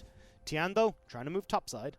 Yeah, wants to start Khan off on the right foot here. And let's bear in mind, the series between IG and top was all about shutting down the Shy. Flashes away already. And they'll take that. They'll take an early summoner. And the problem here for the Shy is where the wave is starting to push out now. So he's got to play overly cautious, especially with no flash available. Tien can look to go for a repeat gank on this top side. Ning, though, wants a piece of the action. And this is what we were hoping for, the 2v2 brawl in the top lane. Khan still around, Tian moving in as well. Ning, though, has found the 2v1 for now. Jumps on in, knock up, though, and Tian has a lot of damage. The Shy needs to be careful here, burning down his brittle. Can't be broken, though. Ning flashes forward, gets himself first blood, jumps away to the Shy, and now Tian in the wrong side of things, torn from DoinB, trades the kill back on towards Rookie. Now as Tian gets the slow. Rookie still has his splash available, has to use it very early on, but Tian follows. He wants more blood, and Rookie will fall to the graves. No, Galio grabs it. Start as you want to finish, and FPX and IG have started this series off bloody. It is a victory for FPX, and able to get Khan at least a little bit of those assists. But in the bottom we're lane. not done just yet, though. Southwind takes a huge chunk of damage, and Helios! Oh, the damage is terrifying. The Gravitum, the Calibrum, it's so difficult to lane against this champion. So now when we look at where our map state is, though, look, DoinB. 2 kills now picked up for himself. He's going to back. He's got that Forbidden Idol, or not the Forbidden Idol even. He's got that Lost Chapter picked up for himself, and that'll give him a great amount of push power if he wants to in this mid lane to shove in Rookie and then look to continue with these plays off towards side lane. And let's just revisit the fact that what we were talking about on the desk before this game began was these two mid laners, how they are going to match up. And we said for Rookie, the strength is winning out in the individual lane. And you can see that in the CS advantage he's got. But when it comes to the roams, Galio is going to offer so much more. And this is why we're... Oh, hang on, top side. Oh, the Shy wants a 1v1. There's a lot of health for Khan, though. That's going to be a difficult one to do without cooldown. You say that, though, but that's a single combo. I mean, look at the mana that's still on the Shy here. He can look to rinse and repeat here. So it'll be Khan who's looking to very quickly gain this armor up underneath them to stop the Shy from bullying him out. And when you've got the phase rush here on Jace, it opts in 2 roles where you can either go very aggressive in these trades against melee champions because you get the speed up very easily off the W proc and hammer form, or when you're in these team fights at a later stage, you've got so much maneuverability and speed up thanks to your acceleration gate. It makes you really difficult to pin down for the likes of Khan and DoinB. Very nice little interaction there. Rookie actually made DoinB miss a couple of CS. He was going for the Colossal Smash. Scatter the Weak denies him getting his passive off, denies the CS. But DoinB's forgotten about that CS already, because he's got his eyes on another brawl. He knows the Shy has no flash. Winter Wall comes through. He's not actually going to commit to the play, though. He walked up, but our Shy was already underneath the tower. I was even looking towards Ning, who was hovering by on those Krugs. Nearly a disastrous moment there. If IG had been able to turn onto him, no flash meant that he could have gone down very easily. I want to see what we talked about just coming out of Champ Select. Ward coverage down from Tien. He did only miss 2 CS for that, though, so it's like the way that DoinB thinks about the game, the way you can see him thinking about the game is, look, I'm willing to sacrifice 40 gold for the potential of 300, and that's a mentality I can get behind. Khan's taking a lot of damage in the top lane. He's got a good amount of armor, though. Coming back to Doinby, though, there is times where he'll just abandon the lane altogether for no real reason, and it won't be 2 CS, it'll be like 10. One of the games I was watching, he just wandered towards a blue buff, missed 2 entire waves just to pick up a blue buff. So, yes, I do agree that there are times Doinby will roam correctly and think, okay, we're min-maxing our gold here to try and get as much spread across the team, but there's also times he's just doing Doinby things. The Shy is looking scary, though, in this top lane already. He's starting to make Khan's life real difficult, and he's going to push this whole wave underneath the tower shortly. Although, I think he's going to stop pushing. Because bear in mind, Khan has Barmy Cinder. If he stays too close to the wave, it will naturally push the way towards Shy. Well, the Shy really wants to try and bounce this wave because he always has to be careful where Tian is, but now that he's spot on the bottom side. Rookie says no. He's playing Syndra, and that goes the way of Nick. Very nicely done from IG. Is this and the Tam Cage are the most frustrating things for enemy teams? But here we go, Rookie. Hang on. Tian's level 6, though. He's got a lot of damage right now. Southwind is here. So is Crisp. He's on the Leona, and he can lock this team down. Zen's playing only on Southwind, but in comes Galio, and Rookie has already fallen to Doinby. That's the hat trick on the Galio. Now LWX arrives on the scene as well. Looks for the kick, but it's not going to... Oh, what? Khan's got a solo kill in the meantime. What is going on? I don't know. I actually thought FPX were in a really bad situation there because Puff had started to roam faster than LWX, but IG managed to get the kill, or actually lose the kill, and FPX are able to scatter before the rest of IG show up. And in the top lane, we need to get a replay of that. Yeah, and this is this has been playoffs for the Shy. Honestly, he's really struggled in that top lane. And Khan on this on pick is doing well, but another kill gonna go the way of Doinby, by the way. I can't even finish a sentence before he finds more blood. 4-0-0. And this, oh, hang on. We're not done yet, Munch. This is what we wanted. This is the brawl we were hoping for. In we go. 2v3, though. Southwind blocks the Moonlight Vigil. Crisp is going to be able to keep himself safe. There's an exhaust as well. Tian can't close the gap onto this bottom lane. You can see the roams coming from IG, and FPX respect it. But this is how FPX like to play. We talked about a grouping as a unit, forcing early game control onto their opponents. And with 4 kills to Doinby right now, it's only going to get worse. But here's that replay we talked about. The Shy has very little mana to go for this. Once that mana's gone, Khan can just turn this. Yeah, I'm really curious about the damage here. It's just Call of the Forge God, basically. Procs the Brittle, and then the minions finish the job. It was the Ignite as well. That's the power of the Unsealed Spellbook, being able to bring in these more aggressive summoner spells when you need it. But the Shy hasn't played a lot of Ornn, and you can see there, not expecting that damage to come back. Doinby is already invincible. He doesn't even have any MR. That's just Galio's native MR with the shield that you get from his passive on W. And it just means that Rookie is already having a really hard time. Look at Rookie's items. Doinby already has his Protobelt. This is FPX putting a stamp on game number 1, and it feels like this win lane, win game style is not coming true for IG right now. Yeah, the win lane, win game style doesn't really work when you lose lane. That becomes a significant issue at that point. Step 1, we can't even check it off the list right now. It's, oh dear. Now, the Shy goes in. I thought he was going to go in onto Card. I was like, I don't know about that one. In the meantime, IG, they start off the Herald. Yeah, you can see, though, FPX are all here. Now they're going to make a play to Shy once again. No, forget the Herald. We got to fight. The Shy flashes away, but collateral damage. He doesn't even need collateral damage. Just finishes it with an auto. Now the rest of the team, those in trouble. Crisp is already low. Doinby is so damn tanky, and LWX could just finish the fight. Gets kicked back, though, and answered for by Ning. Nice little answer there from IG to at least find one. They will find one, but Jungler is still up for FPX, and they can continue towards this Rift Herald if they want to, especially with Rookie completely on a mana here, no teleport to get back to the fight. But I think they're a little bit nervous about the Shy and his teleport and returning to the scrap. So the Herald still untaken, and IG are the ones on the scene right now that could start that, but they want to contest onto Tian. They don't want to let him get his blue buff for free. They know the rest of his team recalled. Sonic Wave will land, and they go for the smite. It actually went the way of Tian, though, and now he wants a 2v1. He's just going to keep the fights rolling right here. Puffs arrived.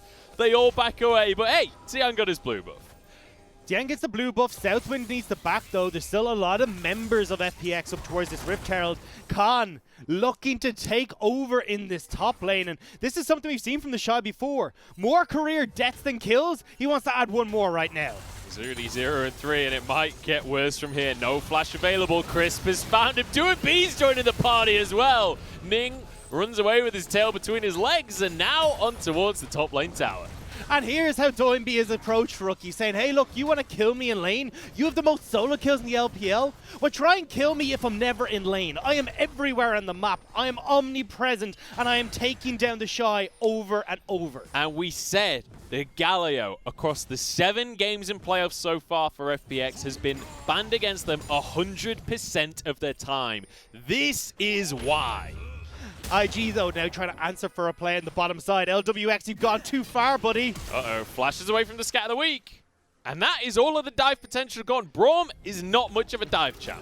Well, it's a nice pat on the back for IG to try and get something back, but this 3,000 gold lead FPX have gained in 12 minutes does not want to slow. Crisp off on the side. Has the solar flare available as well. Crisp might try and make a play here. In the meantime, Tian has moved up to the top side yet again. The Shy is there flashless yet again. Oh, in fact, I think that was a replay of the last gank that came on There's through. been so many things happening. I could have easily believed that was going down right now. Rookie keeps his blue buff safe, though. We'll just finish that with him. I was worried that was going to reset. I like the way Tian is surprised, though, that this is going to happen. Still, though, trying to get that invade, trying to get some control again onto Ning and keep IG on their toes. But let's look at the whole map right now for FPX, because you've got a winning top lane, a 40 CS lead for this Ornn over the Shy's Jace. When you look towards mid lane, yes, you don't have the CS, but you've got the kills for Doinby. And bottom lane has been slowly going LWX favored because Southwind has been roaming so much. I love how there's not even a kill opportunity here, and Doinby's just like, hey, I just wanted to hit the tower a couple of times, you know? Just felt like being in the top lane for a little while. By the way, it's Rookie that's missing minions in the mid lane for this one, because Doinby had already pushed the wave in. And when we look towards IG, Munch, you called it during the draft. This is a pretty mid-game focused team. You're looking at about 2 items for both the Syndra and the Misfortune for when they really come online. Same with the Shy with the build he's trying to go for. This Manamune lethality build is going to be coming online at about the 20-minute mark. But the problem is that they're so far behind right now that FPX are hitting their strengths. That Zenith play didn't land. Puff has to cleanse away from the solar flare. Exhaust onto Tian as well. Collateral damage is available, but he's not going to go for it in the end. Realizes that Braum's going to block it. LWX gets a turret, though. 2 dragons up, a turret up, but more importantly, 4,000 gold up for FPX. And think about how FPX are going to scale. You've got Tian, who's only going to get stronger as this Graves. Khan, who's going to get tankier and provide all those Ornn items for the rest of the team. Alongside LWX and this Aphelios, we know what Aphelios can do when he hits that late game portion. IG need to find an early way of turning this game around, but FPX aren't giving it to them. Not so far, at least. And when we look towards the top lane as well, because realistically, the strategy for FPX this game has focused on shut down the Shy. Let him have his Jace. Let him have something squishy that we can just camp. And this is the same strategy we saw out of Top Esports in the semi-final as well. But going for a lethality build up against this Ornn means you are going to have a really rough time in that lane, because lethality, it don't work when they're building armor. And both these squads are so good at snowballing the game out of control. FPX have the second shortest win time in the league, and IG hold the record for the shortest win time. Shy's been found by Chris. Nice dodge on the Zenith Blade there. I was about to be corrected there because, as I was saying, the Ghost Blade is not going to do so well onto the Ornn, but against the Graves that has no armor whatsoever, that Ghost Blade's going to do work. Definitely will, and so will the poke that he can get onto LWX, but unfortunately poke is not enough to dissuade the FPX AD carry. He will pick up the second turret of the game for FPX, and now they can start to turn their attention towards this mid lane. So far, all they want to do is start, I was going to say push in, but they want to fight right now. They're going underneath the tower. Doinby gets the taunt. Look at the CC chain. There is nothing you can do. And Rookie, he's got a TP, but he's going to go down. This is disgusting from FPX. There has not been a moment in time where IG have been giving any sort of respite. And now you have this big Khan who can sit onto the bottom lane. You've got Galio who can go up to the top side for doing B. And when this next Rift Herald spawns, they'll just toss that mid, get this turret, and then start to put further pressure onto IG. This has been, honestly, a near flawless game so far from FPX. The way that they're playing around the map, the way that they are manipulating IG now into the mid lane once again. Southwind forced to use his stopwatch. Moonlight Vigil only onto Ning. Honestly, just the pressure across the entire board from FPX. This is difficult to watch if you're an IG fan. It really is, but it shows how FPX have changed from their 2019 World Championship squad. Even when they've got Gimgoon in the roster, they're putting less attention down towards LWX and Crisp. LWX and Crisp have been doing a fantastic job of finding their own advantages in lane, just outbeating their opponents with just their sheer skill alone, which opens up Doinby to play towards what was Gimgoon in the top lane. But now that you've got Khan, this guy who likes to get involved, likes to find these kills for himself, they've taken on an entirely new strategy with this further carry potential in the top lane to situate with the rest of FPX. This is much more what we wanted to see out of Khan as well. When we think back to how he's performed this split and how FPX has performed with him on the roster, it felt like something was missing. It felt like when they played with Gimgoon, it was more coherent. It was more of this FPX that we know. This version of Khan, we didn't really get to see during the regular split, and it feels way better again for them. It feels like it was FPX trying to figure out how to play with Khan. It was. I always thought that Khan was the higher ceiling for FPX, like we're seeing right now, when they can get all the pieces working together. But it felt like they needed a little bit more time to get those pieces. Now, though, they're unstoppable. Knock up onto Southwind. Already used his stopwatch, remember, but he jumps away to safety. Doinby gets the blue buff. 30 seconds until an Infernal Drake. And that would be the third Drake of the game for FPX if they can grab it. Third Drake at 19 minutes is absolutely insane. We'd be looking at a 25-minute Infernal Soul for these guys. FPX have already opted into controlling the waves on these sides as well. You can see top lane slowly but surely going to start pushing in their favor. On the bottom side, Doinby has this one in control as well. Bear in mind, Doinby, we know that he doesn't have the TP, but he's on the Galio, so the hero's entrance always going to be available. Or is it the Grand Entrance? Hero's entrance. You're right. You're right. Grand entrance is Rakan. It's Rakan. I know. We got none of them this They time. always. It's basically the same name. Yeah. Easy to get confused. Same now, though, ability, Dragon, but smaller. yeah, it's like a giant version across the entire map. Now onto Dragon, though. Tian going to start this one off, and immediately Ning tries to find a fight, but he can't get the kick. Taunted and pushed away. That was Moonlight Vigil, though. 2 ults used from the side of FPX, but ultimately it secures an Infernal Drake. I feel like if I'm Ning, though, the last person I want to engage on in FPX is Doinby. This guy is real tanky, has the Zhonya's Hourglass, and even if I manage to kick him, Galio wants to be in the middle of my team. Yeah, and do you know who doesn't? Ning. He's been knocked up and he's forced to flash away, but it's Southwind that's been found and finished off. No, flashes away to safety. Rookie, though's in trouble as Khan jumps in underneath the tower. Bullet time comes on through, but it's too early. It won't clear the wave, and that means this tower's in trouble. Puff's in trouble too. Flashes to safety. They're gonna go for the fight, but it's FPX just muscling IG out of the mid lane, and now they can go wherever they please.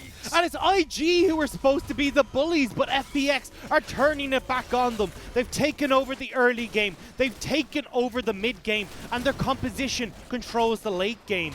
FPX are looking to shut down IG in such a formidable fashion. Such fantastic play coming from FPX. Ning, though, looking for Tian. He will be able to get the recall off in the end.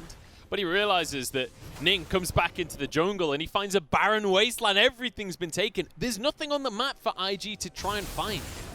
And the funny thing about IG is when we look towards how quick they are in their victories, they're also incredibly fast in their losses. It's FPX who are actually able to put up more of a fight from behind, but IG will always look to engage, will always look to scrap, and unfortunately when you don't have any sort of entrance in the fight, when you're falling behind so monumentally, it only hurts them more and more. This game is starting to get a little bit out of hand now for IG. They're getting to a point where... Starting? Well, yeah. I mean, it's been out of hand for a little while, but what I'm trying to say is this is the mid-game composition we were talking about. We're in the mid-game. We're well and truly in the mid-game. We're going to start to move out of the mid-game if they can't find some wins for themselves in these fights and these skirmishes. In 3 minutes, an Infernal will spawn, and that would be the soul for FPX. Baron is on the map, and there's an Aphelios on the side of FPX. So these objectives will snowball this into an outright victory if IG can't find something. There's a level lead for FPX across the board. There is an item lead for FPX across the board. And they are so damn confident in their lead right now, they're just going to blind this Baron. Oh, Crisp wants to fight though. Ning doesn't get caught by the Zenith Blade. Huge damage though coming on through. And now Khan, he wants to fight. Southwind does block it, but Ning's already fallen. And the Shy, I'm pretty sure LWX can 1v1 him right now. Southwind will fall and once, oh, great bullet time, but the taunt to Bay goes in and ruins them. Rookie's got no damage, and FPX can do anything. They can go anywhere. This map is theirs. FPX are manhandling IG. They don't want to turn towards the Baron just yet. Health bars are a little bit too low, but they are still commanding this game. They will now spend that well-earned gold and turn towards this Baron again. You just saw how devastating that engage was for IG and how quick the engage from FPX can be. How do IG try and stop this? And just think back to the World Semi-Finals. These two teams faced off, and it was FPX that won out that matchup. Now, in 2020, we're in a best-of-5 between these two teams, and FPX are looking dominant. And you can see here, the engage from Khan is perfect. Finding the flank. Oh, but actually, look at the replay in the bottom left. There's more fighting going on. Yeah, there's no time for replays in this one, because Ning has been taunted up. Doomby has the damage, and Crisp is here. Tian and LWX are going to cut off the retreat. Crisp won't commit to it in the end, though.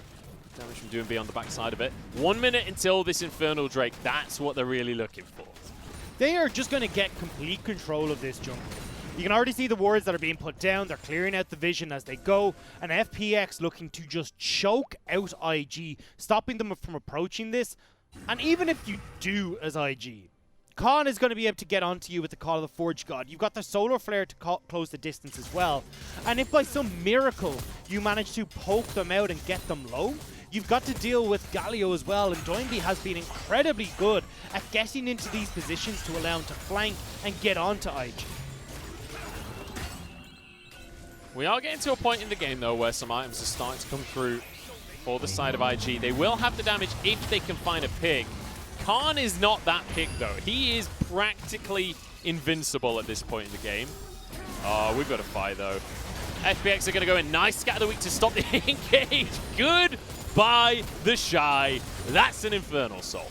Shy seems to be allergic to his flash button because he shouldn't have got caught by that engage, especially with the Solar Flare and the Call of the Forge God down. IG, though. Oh, they know that they had to contest for this one. There's an easy kill and an easy fight for Aphelios. LWX with the triple. Rookie, the last one left, and he'll go down as Khan Scumbag steals the Quadra. You can hear LWX shouting for that. Give me the Quadra, but it's not passed over. FPX, though, will pick up this Infernal Soul. They will turn towards the Baron, and with the fight, the objectives, and the control in their favor, FPX are starting out amazingly in game number 1. Yeah, and I was considering FPX having control here. I was like, yeah, they'll be able to get the soul. Maybe IG can trade for the Baron. No.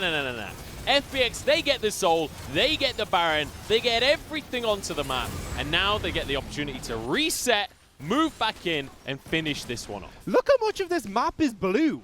There's wards everywhere. Waves are pushed into IG's side. They don't know what's going on past their own tier 2s. Even in their own jungle, they barely have vision. This is FPX dictating the pace from start to finish, and IG have not been able to keep up. This is FPX setting a precedent here in game number 1. So I don't know why the Shy doesn't flash this. You've no Call of the Forge God, you've no Solar Flare, and if there was ever a moment for IG to try and get their poke started, that was the time. But getting caught on the edge of that Searing charge means FPX find one pick, and then not respecting that FPX can hide off in the wings once again, get caught on the second rotation. That's the beauty of Crit 80 carries, ladies and gentlemen. When they have the chance, they will obliterate an entire team. Aphelios with the Infernum able to do just that. And now, with the Baron buff in their pockets, FPX can begin the siege to finish this one out. And IG, they're looking for a hope and a prayer if they want to make this one back in. I don't even think a hope and a prayer will do it right now. 2 hopes and 3 prayers. An entire rosary bead of prayers is what they need right now, because you are 11,000 goal behind and 27 minutes into this game, and FPX are knocking on your base. More than knocking, they are slamming down the door. Bear in mind, LWX, he's got 3 items. He's got the Hurricane with his Infinity Edge that's been upgraded by Khan. They can keep this one up all day. Doomby is actually going to recall, though, because he's got his teleport, and he wants to grab himself a bonus item before coming back into the fight.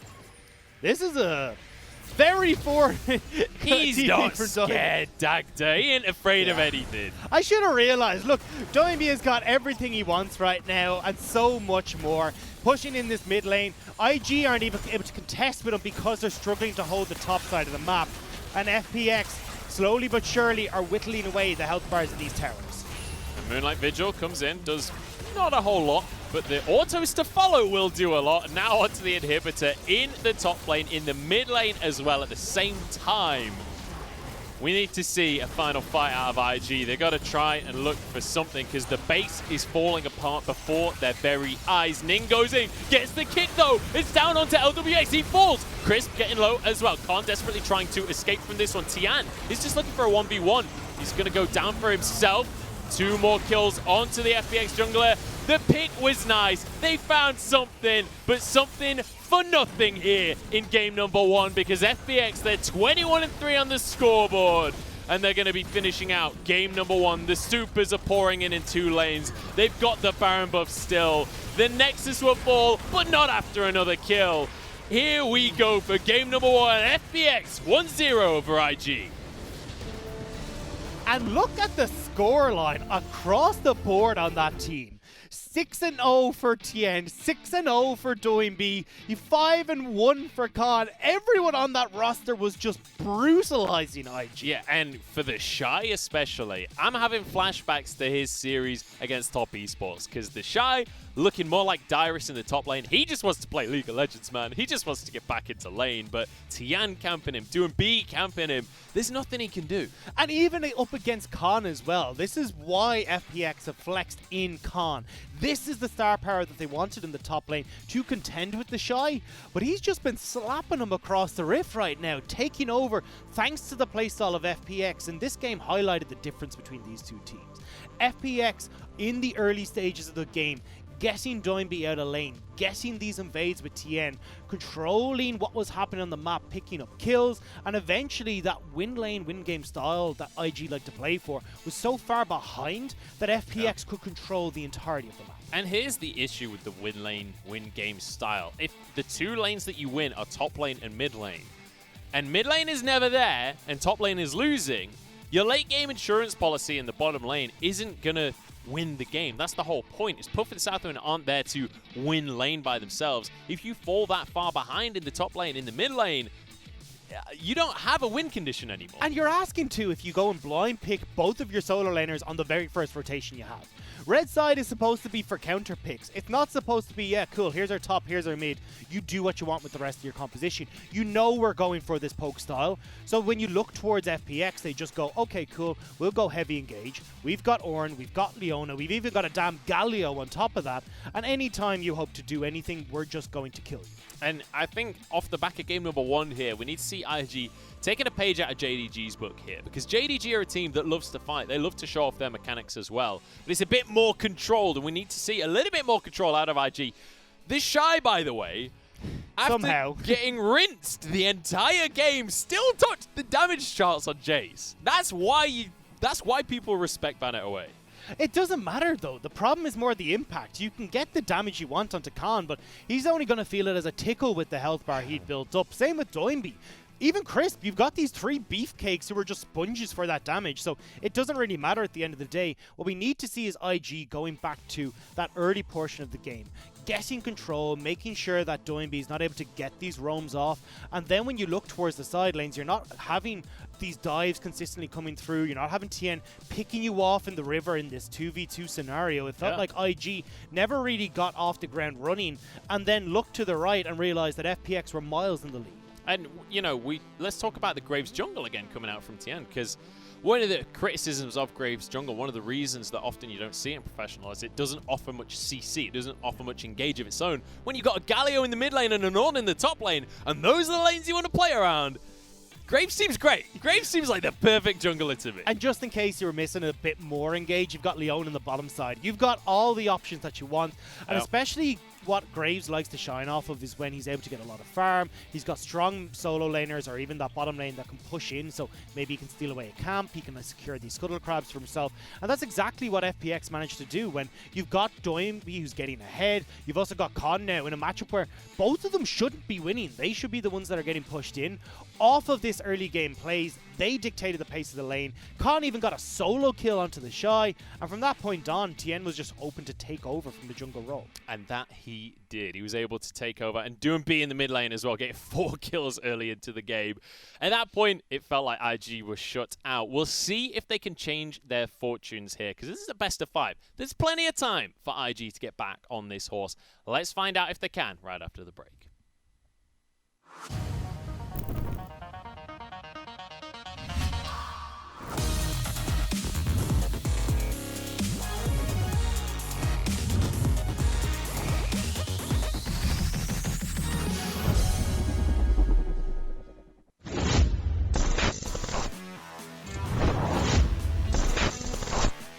But Rogue Warriors can't find anything. The Nexus is exposed. Puff doesn't have enough mana to see this play through to the end, so they'll defend for now. And IG with a low time Kench, are they going to do it?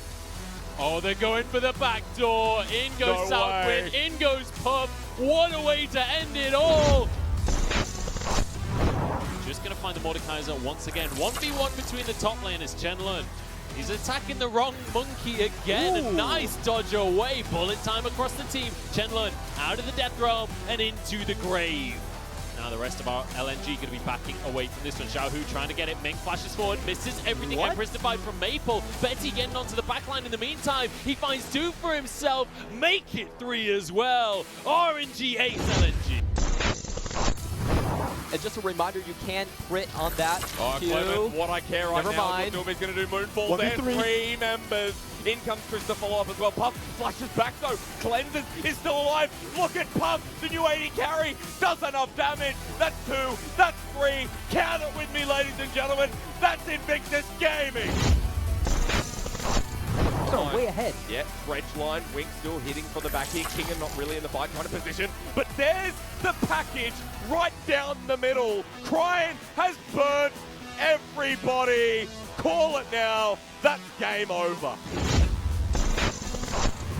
IG saved the turret with the TP coming through. That's a Vayne without ulti, but it's a Shy way too deep. He's looking for Betty. Now might be in a bit of trouble. Flashes away. Good condemn. Cleansed away by Betty as Puff is now joining the play. IG continuing forward. The kick onto 2 people. RNG trade back, but the Shy now has free access here. RNG gets destroyed by this Vayne. Here, this was beautiful. The turn onto Xiaohu was 100% the correct call here. You can burst out this Kassadin, who hasn't got the fully stacked Rod of Ages. He was only at 7 stacks coming into this fight and had only just finished the Archangel Staff. No Seraph's Embrace to try and bring up that shield, and then he turns it. Easy as you like. Very similar star power in people like Sword Art, people like Yeah, that's a flash forward. Angel is ticking down the Ignite, and that is a confident play. Then the Grog is what are you doing here? This is so cheeky. Blast Cone and Peekaboo. Flash, Nautilus, Ignite, Dredge line, auto attack. Junja gets 1v1 by the support of Vici. And we begin again. 6,000 health. EDG in front, 5,000, 4,000, the ult's going down, and he's deleted. Jungler from EDG is dead. Call the Forge God now to re-engage. Well, look, Xiaohu incoming! It's the Castanet on top of them. Hope is trying to carry this one, though. Can he turn it around for EDG? Ming trying to stop him, but he's free hitting. Look at Hope, look at Hope, look at Hope! He gets him! Xiaohu goes down into GA. Audi lives as well. The death grab, the flash forward. It's Hope and Audi. He's hitting the Ornn so damn hard. EDG win the fight, and Hope, welcome to the LPL.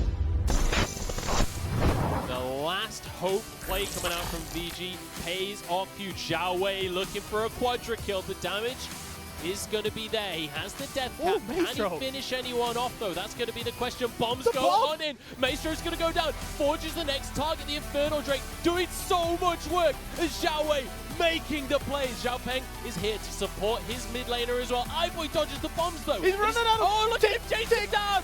Oh, my days. The triple kill for Zhao Wei.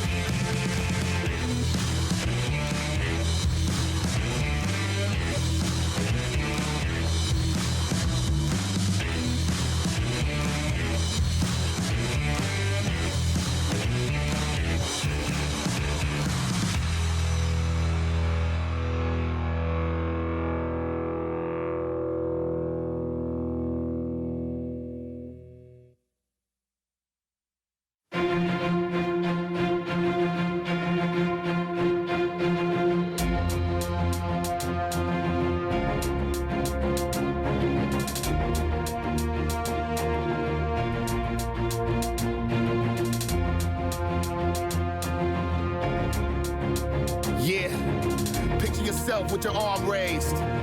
Yo. The place is here, the time is now. On top of the world and I can't come down. No, I can't come down. This is how it feels to stand on the clouds. The place is here, the time is now. On top of the world and I can't come down. No, I can't come down. This is how it feels to stand on the... Welcome to game number 2 here in the LPL between FPX and IG. Game number 1, that was a rough one for IG, it has to be said. FPX absolutely destroyed them. My name is Munchballs. I'm joined by Dr. Dagda here. And Doctor, imagine I'm bringing you a patient here, wheeling it into your little hospital tent thing. We're on a battlefield, I guess. Yeah. give me a prescription here, because IG is in terrible shape. I need something to fix up the wounds. Well, I think there's a couple different things, and it comes back to this draft. I think I need a scalpel stat to remove this Galio from the game. Get rid of it altogether. Take it out of the situation. I think you also want about 40 CCs of getting your counter picks on red side in the end of your draft, so then that also means you can't get counter picked on blue side. And finally, I think they need a real quick injection of some Leian, because Ning just wasn't cutting it for me that game. I've got some bad news for you. We're straight out of Leian. It's going to be Ning in game number 2 as well. But I agree on the red side draft. I would love to see the counter picks a little bit later on. We need to see some, I don't know, some signs of life in the early game. I feel like maybe putting the Shy on something like a weak side top laner. Because look, against top esports, the Shy got camped. Basically 4 games in a row, you lose the series. Game number 1 of this series, the Shy gets camped, you lose the game.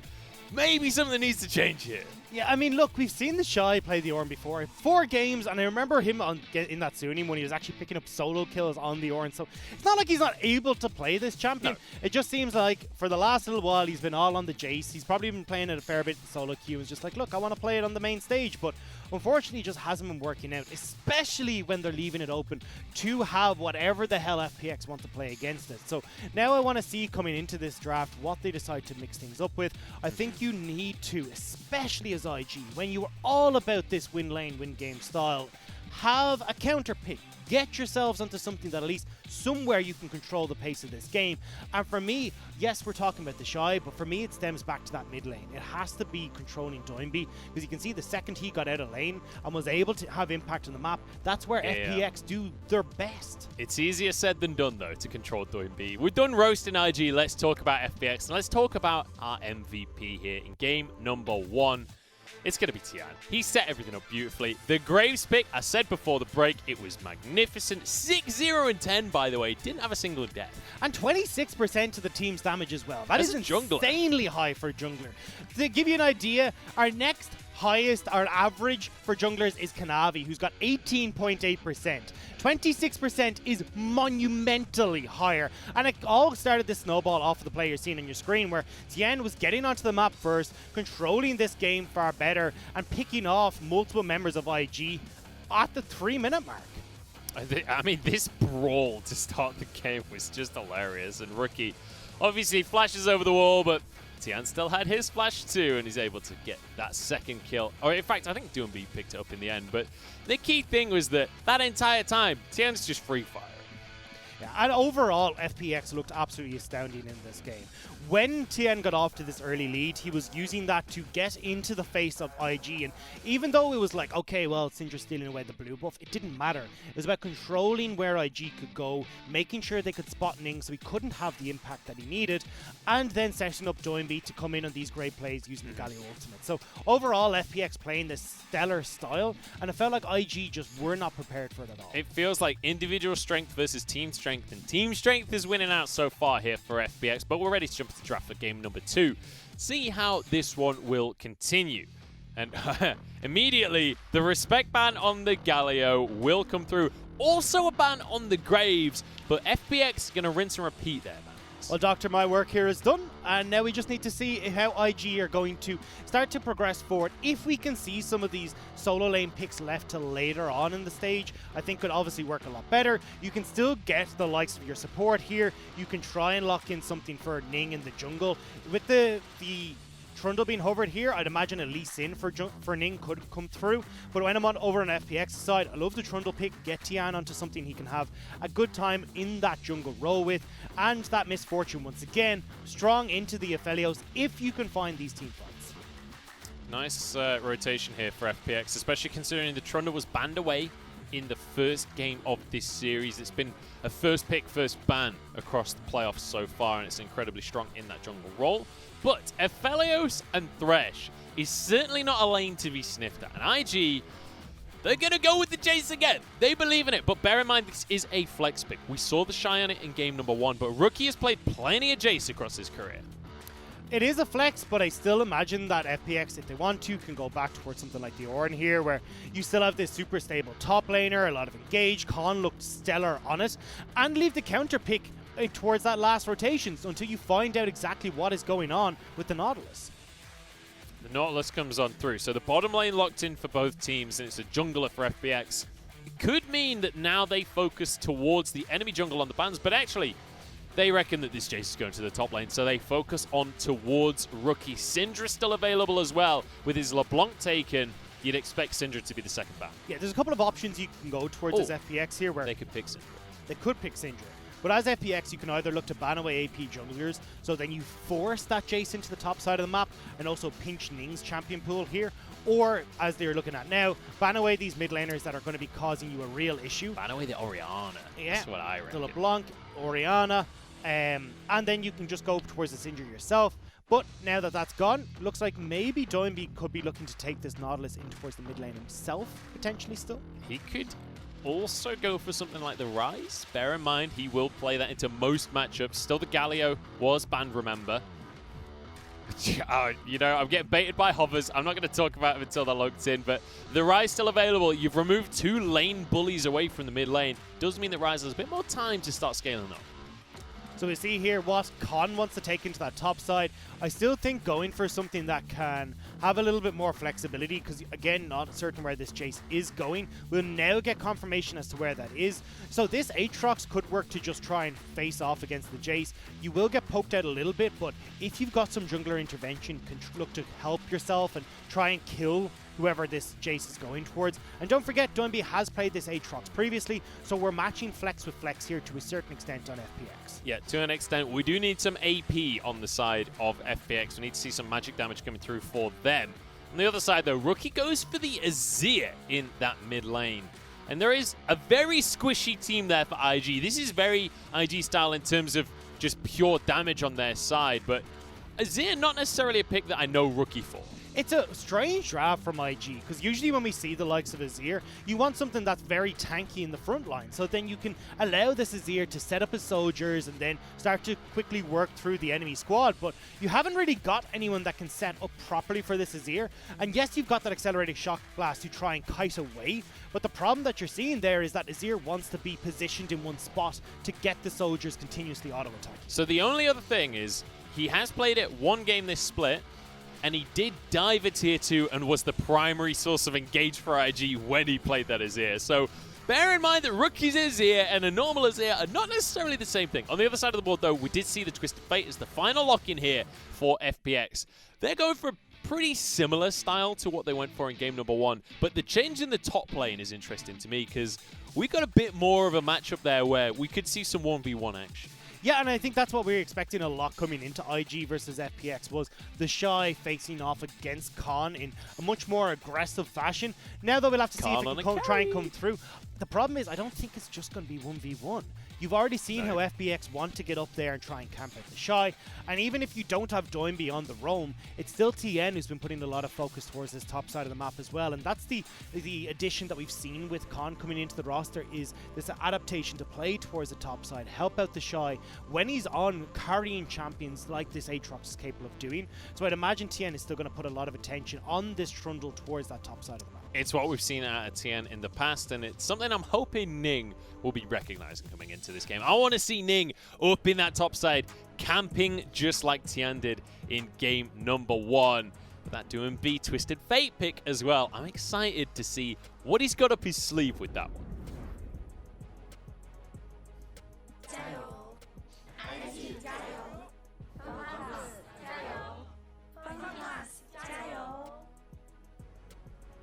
We've got our Jaios coming in. The fans at home are ready to see this one. I'm sure you guys at home are as well, as we jump into game number 2. And I'm hoping for a bit more of a performance out of IG, because I feel like I've been a bit ripped off in game number 1. They got crushed by FPX, and I'm wanting an absolute brawl here. I'm wanting to see IG come in swinging. I want to see the hard engage Azir out of Rookie. So this is where I think you've got, as you talked about, kind of this double-sided coin for Rookie, where yes, you can play that hard engage style, but also that Emperor's Divide does provide great disengage, and it feels like that might be more what IG are looking for, is to try and again this kite back style and see if they can poke at FPX. But the problem when you look over towards FPX's side is, well, they've got Khan, who's great in a flank with the Aatrox. You've got Doinby, who can teleport in behind you to stop you from being able to disengage correctly. Plus Crisp, who's got that easy point-and-click CC with the depth charge. And when I look towards IG's side, anyone who gets caught by that depth charge is going to die pretty damn quick.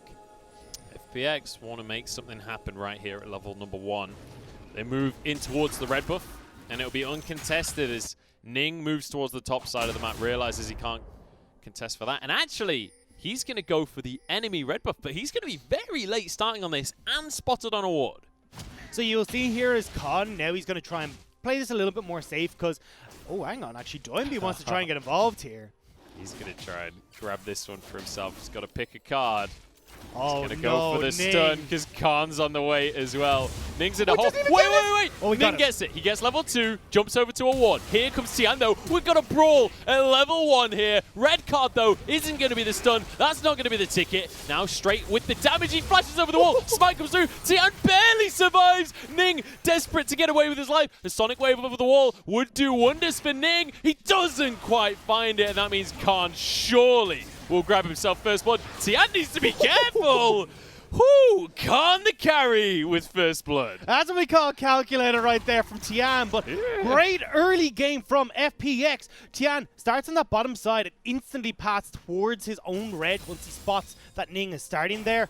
And even when you look towards Khan and Doinby, giving up that early game control in their waves to come over and help secure that kill, it won't be too much of an issue for Doinby. He's finding just trying to play more of a utility style. It's not like he's wanting a whole bunch of CS here and still can pick up a huge amount under his turret. But the kill going over towards Khan is much more important in helping him to control this top lane against the Shy. He's opted for the electrocute here, so looking to get aggressive and on top of the Shy to burst him out with that rune stone. I feel like you could watch that play back, and you see the moment when Ning spots Doinby contesting the red. It's like moment. It's a freeze frame there. He's like, you know, I made a calculated play, but man, am I bad at maths. Oh dear. Anyway, Rookie going to be going with the Azir up against this Twist of Fate for Doinby, and second game in a row, Doinby bringing this unsealed spellbook once again. He just loves that keystone. The good news for the Shy here, though, is he did manage to push in the top side of the map. So this bounce back now will give the Shy the opportunity to freeze the wave, cause Khan to lose a little bit more of that CS. But as he talks about, Unsealed Spellbook here for Doinby means that he'll be able to try and make his impact known on the rest of the map once again, although Tian, just off the back of that gold card, looking for the gank. Yeah, doesn't go for it, decides he wants himself some chicken instead. We'll be able to grab a Mega Chicken and a few minis as well. Doinby is not winning these trades in the mid lane, though. He keeps on going for them. He's happy to keep trading back and forth. Does have the Corrupting Potion. Now grouping up with Tian as well. This is where he just wants to try and push in and threaten a dive around the map.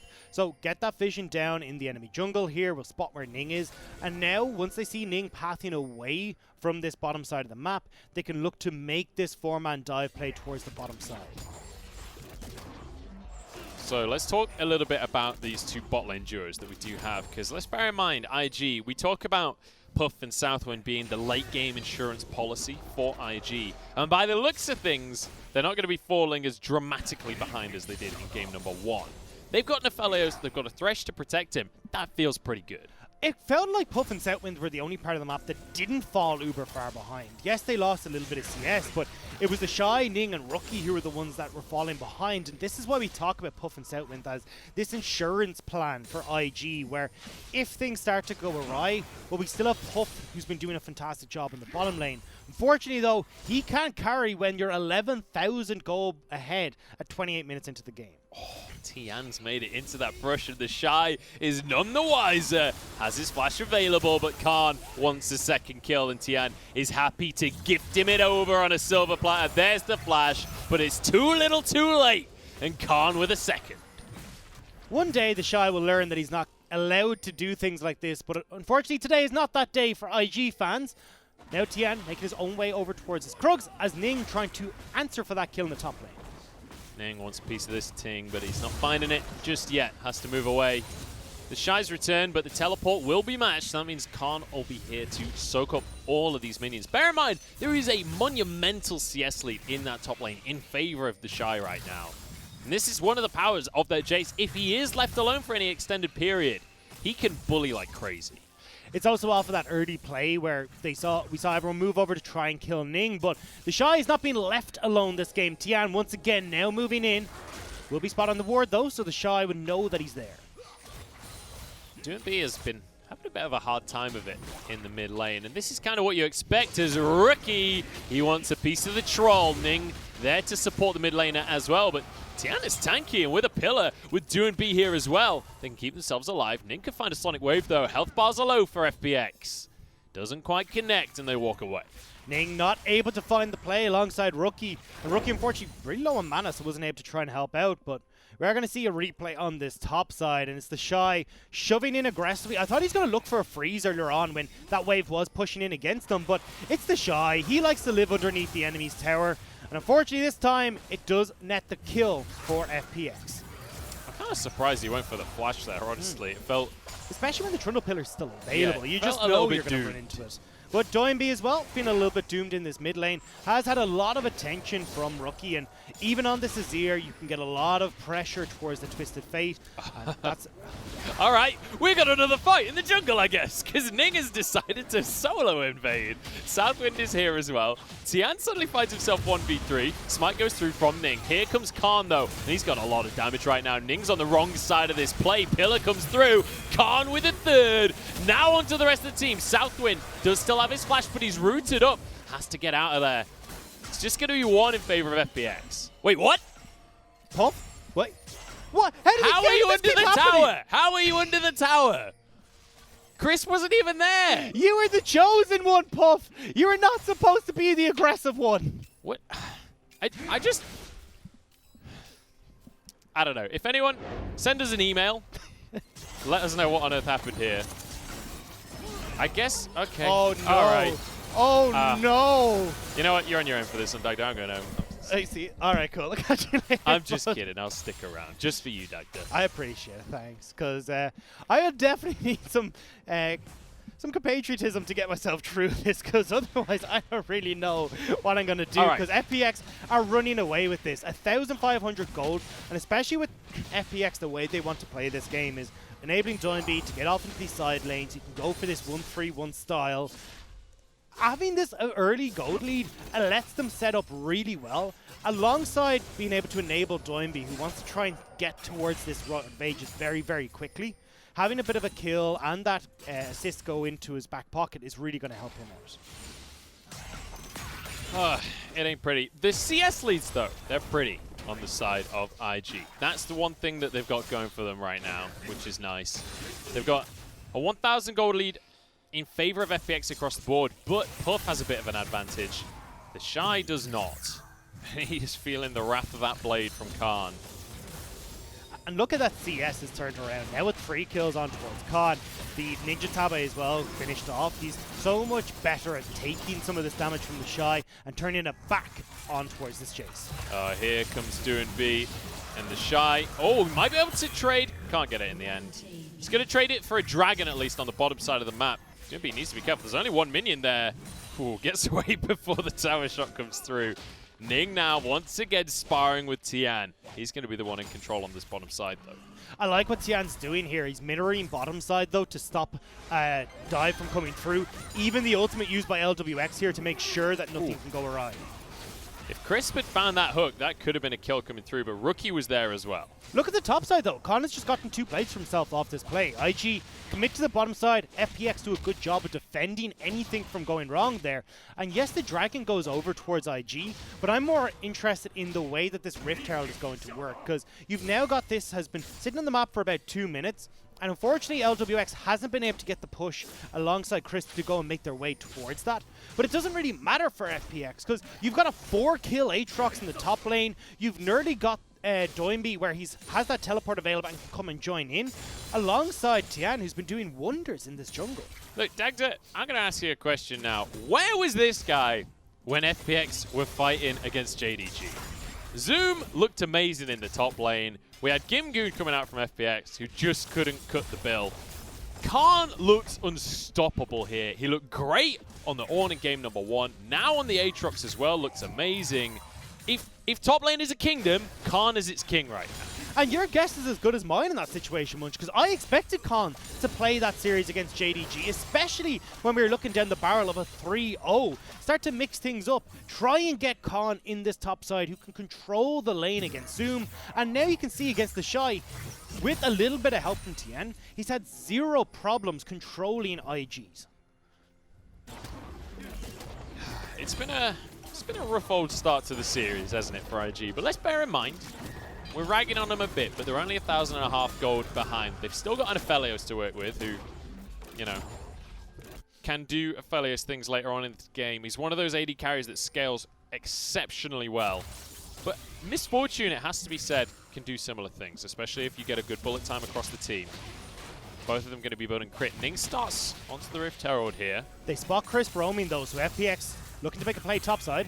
Yeah, they want the Shy, forces the flash. Pillar's still available. They're going to go for the dive here. Khan has the damage. 5-0-0. Ning wants to try and help, but I don't know, man. I don't know if this is a fight you want. World Ender has timed out, and Rookie is here as well. But Tian gets away on the frozen domain, and Rookie's here too late. The problem as well is Doinby is pushing in this mid lane. He almost has the Destiny available. Teleport is up. So if anything starts to happen in this top side from IG, he can make his presence known. So right now, he's happy to just clear this wave, put Rookie behind for the roam, and FPX come out on top once again. And just look at the beautiful scoreline right there for Khan. He's 5-0-0. His bounty is 5-0-0. He's great at the top lane, but he does it in a nice, clean fashion as well. Doinby gets a stun onto Ning, and that means that he's able to dodge away from the Sonic Wave as well. We'll call it a dodge. We'll let Ning off with that one. But the Herald stopped once again. Oh, does he get the plate? The answer's no. LWX doesn't get his 160 gold. And this is what I love about FPX, is that every time you try to make a play as an opponent, they will answer somewhere on the map. You try to make that play as IG. Hang on. The Shy dodges the pillar. Nicely done there. Gets a bit of damage down onto Khan. Here comes Tian with a great Dragon Wage and Sonic Wave. Very nicely done. Rookie's here to answer as well. And Tian will fall. IG finally find a play. Off the back of the Shy as well, and Ning with this great kick onto Khan, but Khan was so low on health, I didn't think he'd try and go aggressive there, but feeling that bounty that you talked about, well, it's just gone over into the hands of IG. Beautifully done, and I'm pretty sure that bounty went the way of Ning. They would have loved to give that over to the Shy there, but he still gets a kill for himself. He's still going to be able to finish off that Ghost Blade, I would imagine, yeah. So let's take another look at that, because you'd expect Khan to be able to win this. The thing here, though, is the Shy with the phase rush and the acceleration gate is so quick at moving away from the likes of Tien. When Khan goes over aggressive, Ning comes out of the bush, kick through the two, and a great flash to follow up, but bot lane. Here we go, LWX ignited, and I think he's going to go down, but the bullet time across them both isn't quite enough. Great work there from Southwind to find the AD carry. And this is just action after action, but most importantly, it's kills for IG. Finally, we see IG turning up. Puff and Southwind getting a play on their own. And on the top side, though, FPX do answer for a turret. The plates have already fallen, so they won't get all of that help. But Tien now needs to defend mid against Rookie. Yeah, Rookie is going to be very quick at going through those towers. And Infernal Drake for IG as well. Bear in mind, they got the Clown Drake to start things off earlier on in this game. The Shy now, he's wanting a fight, but I'm not sure that he really wants this one for himself. Exhausted and just finished off easily there. Tian now arrives on the party. They'll grab themselves a Herald. IG did get the Dragon on the bottom side. Now they're putting pressure towards mid, though, and IG are not looking to just roll over in this game. The gold is only about 1,500 gold. Still very manageable for IG, but they need to try and keep themselves on this clock, moving faster than FPX can answer for. So, Dagda, that play right there from the Shy, is that the Shy being camped? Is that him being bullied, or is that just mispositioning? It's a bit of both. He is obviously being camped, but his position hasn't been great so far. And especially when you see Doinby there, you know he's not entering River by himself. And he's going to have that gold card available. It was a very big misstep from the Shy to not respect how much Doinby can close the gap on this team. All right, let's recap on the game here, because Shy finishes off the Herald, but a tower went down. So we're 2 for 2 on towers here. One in the bottom lane in favor of IG, one in the top lane in favor of FPX. The mid lane towers are actually, one still available. In fact, it was the tier 2 that went down in favor of IG in that bottom side of the map. And maybe this will open up the opportunity for IG to try and put some pressure down there, especially when we look towards the likes of that Baron that's going to be spawning in about 4 minutes' time. But the problem here is that IG, when these long lanes start to open up, FPX can use the likes of this Twisted Fate a lot better. You've got the double teleports there on Khan and Doinby as well. So it becomes a lot more difficult for IG to operate in these longer lanes. And Azir is not a carry that you want situated in these side lanes. You want them grouped with the team. So let's talk a little bit about kind of where we're at in the game right now. As IG, they want to find a pick for themselves, but they're not going to find it here. Because it feels like in terms of scaling, you've got an Azir, you've got an Aphelios. It feels like IG are going to be looking good later on in the game. But they don't really have a front line, so it's not going to function the way you'd expect these carries to function. And they're up against an Aatrox, they're up against a Trundle. How is that going to look later on in the game? What we talked about a little bit early is the ability of Doinby to get into this backline. This is why we often see this build coming through from Doinby, which is the Rod of Ages in towards the Zhonya's Hourglass, because it means you can go very deep into the enemy backline, get the stun off that allows the rest of the team to engage, and the Zhonya's Hourglass buys you time for that team catch-up to happen. So Doinby now in a side lane, look to stay here for a little bit before he joins the rest of his team in some of these pick-off scenarios. FPX find yet another tower for themselves. It's going to be 3 for 3 now across the map, but I think importantly, FPX are the team to grab that mid lane first, but it was answered now. So when it comes to map control, when it comes to getting deep vision, it's going to be just about even there. It's only that top lane tower that's going to be plaguing IG when it comes to getting into the side of the map for FPX. Did any of that make sense? Some of them. To be honest, I just kind of zone out like at some stage to just be like, okay, the logic was there, but I feel like the words didn't really match it necessarily. What I'm saying is, there's only one tier 1 left, and it's in the top lane, and it's FPX. There you go. That means they can't get the wards indeed. There's the word economy that you wanted. Just tighten it. There you go. Perfect. Good job, buddy. Thank you. I've been practicing for weeks now. Yeah. Looking towards FPX here, though, again, they're starting to get this control on the map. Look at where the waves are being pushed. Yes, IG are getting them back out, but it's more giving FPX the time to back away, get some of these items under their belts, and try and get these waves pushing at the same time. When you've got Khan now, who's going to have to try and work up towards this top side, it's a little bit more difficult for FPX to have these waves crash at the same time, so not able to get as much off of this push as they would like and get that deep vision that they're looking for in IG's jungle. That was one of the big strengths as well from FPX in game number 1, was that deep vision. We saw them take complete control of IG's side of the map. This time they are ahead in gold at the 20-minute mark here, but nowhere near as significantly. It's going to be out about 2,000-3,000 in their favor, but a huge amount of that is on Khan this time around. Last time it was Doinby that had the lead, and it meant they could snowball a little bit harder. The snowball hasn't come through as hard, but IG have been doing a great job to keep themselves in check here. And this has been a bit of a speciality of IG, is keeping that gold lead. However much it starts to go in favor of their opponents, try and keep it as minuscule as possible. They will try and look for fights, and especially as FPX start to group towards this dragon, IG have the potential to put themselves on towards Soul Point. So FPX will be trying to stop IG from entering into this pit, but IG with mid lane pressure can just look to take towers instead.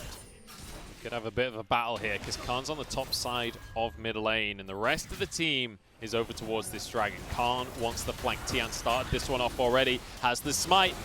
Just about gets it in time. Ning has to flash away, and now the flank. Doinby goes golden to keep himself alive. Crisp moving in, but great Empress divide. Southwind forced to flash. Khan doesn't have the damage, but he will. No, he gets cut down in the end. LWA splashes over the wall. He wants some kills of his own. Gets onto the Shy. Hook, though, from Southwind. They finish off the kill onto the carry. And it's IG that are coming out on top. Doinby barely gets away. Doinby went deep to try and set up the play, but FPX couldn't get onto people as quickly as they'd like. And even Doinby forced to go golden before he could throw out his card. So no stun, no anything. IG are turning towards the Baron. They go straight onto the Baron here. They've got an Azir. They can burn through this objective, and Doinby, he knows that he can't stick around and contest this one. 5 seconds until Tian's on the map. Doinby's going to TP back in to try and make a play here. He knows he's got to stop this happening. Has the gold card available, but Khan is going to be here to back him up. Teleport from the Shy. It's going to be Southwind, very low. Aftershock's gone, and Doinby gets the kill. On towards Khan, though. They were just baiting. They just wanted more kills. Now onto Doinby. He's in a 1 versus 3. Sonic Wave is there. Does he have the damage? Support arrives, and he will survive. IG can back though, have Rookie heal up and then rejoin them at this Baron pit if they would like, but with how low the Shy is and Ning is, they won't look right now, but still, more kills going in favor of IG, and now we start to see how good IG can be in these fights, and a lot of this is off the back of Doinby going too deep. Didn't have the support of the team here. A great hook from Southwind means that he can't even get the stun off onto Puff before Doinby goes down. And then Puff, a menace in this fight, alongside great peel coming in from Southwind throughout this engage. LWX doing his best there in that fight. He nearly finished the plays off, but Southwind with a clutch hook keeps his team alive, keeps them in the play. And suddenly, we're looking at a way more even game between these two teams. And this is the difference between the last game and this one, is Khan not having this guaranteed engage with the likes of the Orin, where you've got super long range to allow for a solar flare to come out from Crisp. This double whammy was too much for IG to try and fight back against, but this time around, because Khan is on this Aatrox, oh, hang on. Oh, Puff's in trouble. There's a stun card coming through from Doinby, and the bullet time gets interrupted by a pillar, but Puff will still fall. Great play here from FPX to punish the IG-80 carry. If you're not able to kite back as IG, well, FPX are going to jump on you. Managed to pick off Puff at the start of that. Khan hovering in the wings here, but what was it that interrupted the bullet time? Because I said it was a pillar, but he's on the same team as the Trundle, so it can't have been. But he cancelled the bullet time for sure. Might have just been able Maybe to just double hit R. Possibility, but FPX here now in control regardless. They got the kill. That was what they wanted in that scenario. And they're opting back in towards getting these waves in order. Trying to push in, get the vision down. Unfortunately, though, it's all committed to the bot side when the Baron is the big objective that both teams are looking at. I'm kind of amazed that Rookie wants this 1v1 right now. 1v1. Khan is running away because Southwind and Ning are here on the scene. And here we go with the hard engages here. Dives the tower. Southwind happy to tank. And another nice easy kill for IG. They're starting to get things rolling. And again, this was coming back to where the vision control was for FPX. Focused on that bottom side means that there's no idea for Khan as to where IG are on the map. He ends up paying for the sins of the rest of the team. But FPX now, still going forward. Yeah, they can get through towers real quick with an MF and a Twisted Fate. Bear in mind, TF, even though he builds AP, has a lot of attack speed built into his kit natively. Rookie, though, will find an answer elsewhere on the map and finally knock this first tower down.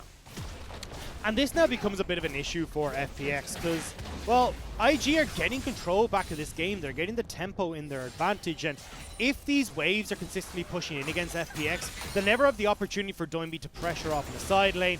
And that was where, even in their semi-finals, FPX really slowed down and fell apart against JDG. So now FPX, the onus is on them to get control back of this Baron area, try and get these engages onto IG, because if you've got Rookie who's providing the Emperor's Divide with that kite back ability alongside Setwin with the box, well, IG would just poke you all day and make it impossible for you to win out. One thing I actually want to bring up as well is the more I think about it, even though it's not typically a Rookie pick, this is it. I actually quite like it when it comes to the matchup, because we said in game number 1, Rookie likes to bully his lane, right? He likes to look for these 1v1 kills. And obviously, Azir is not the pick for that. But this isn't the matchup for that. Doinby is not going to let you do that. He's going to move elsewhere on the map. He's going to be part of plays elsewhere. So why not pick something that's going to scale exceptionally, that can abuse when you do leave that lane?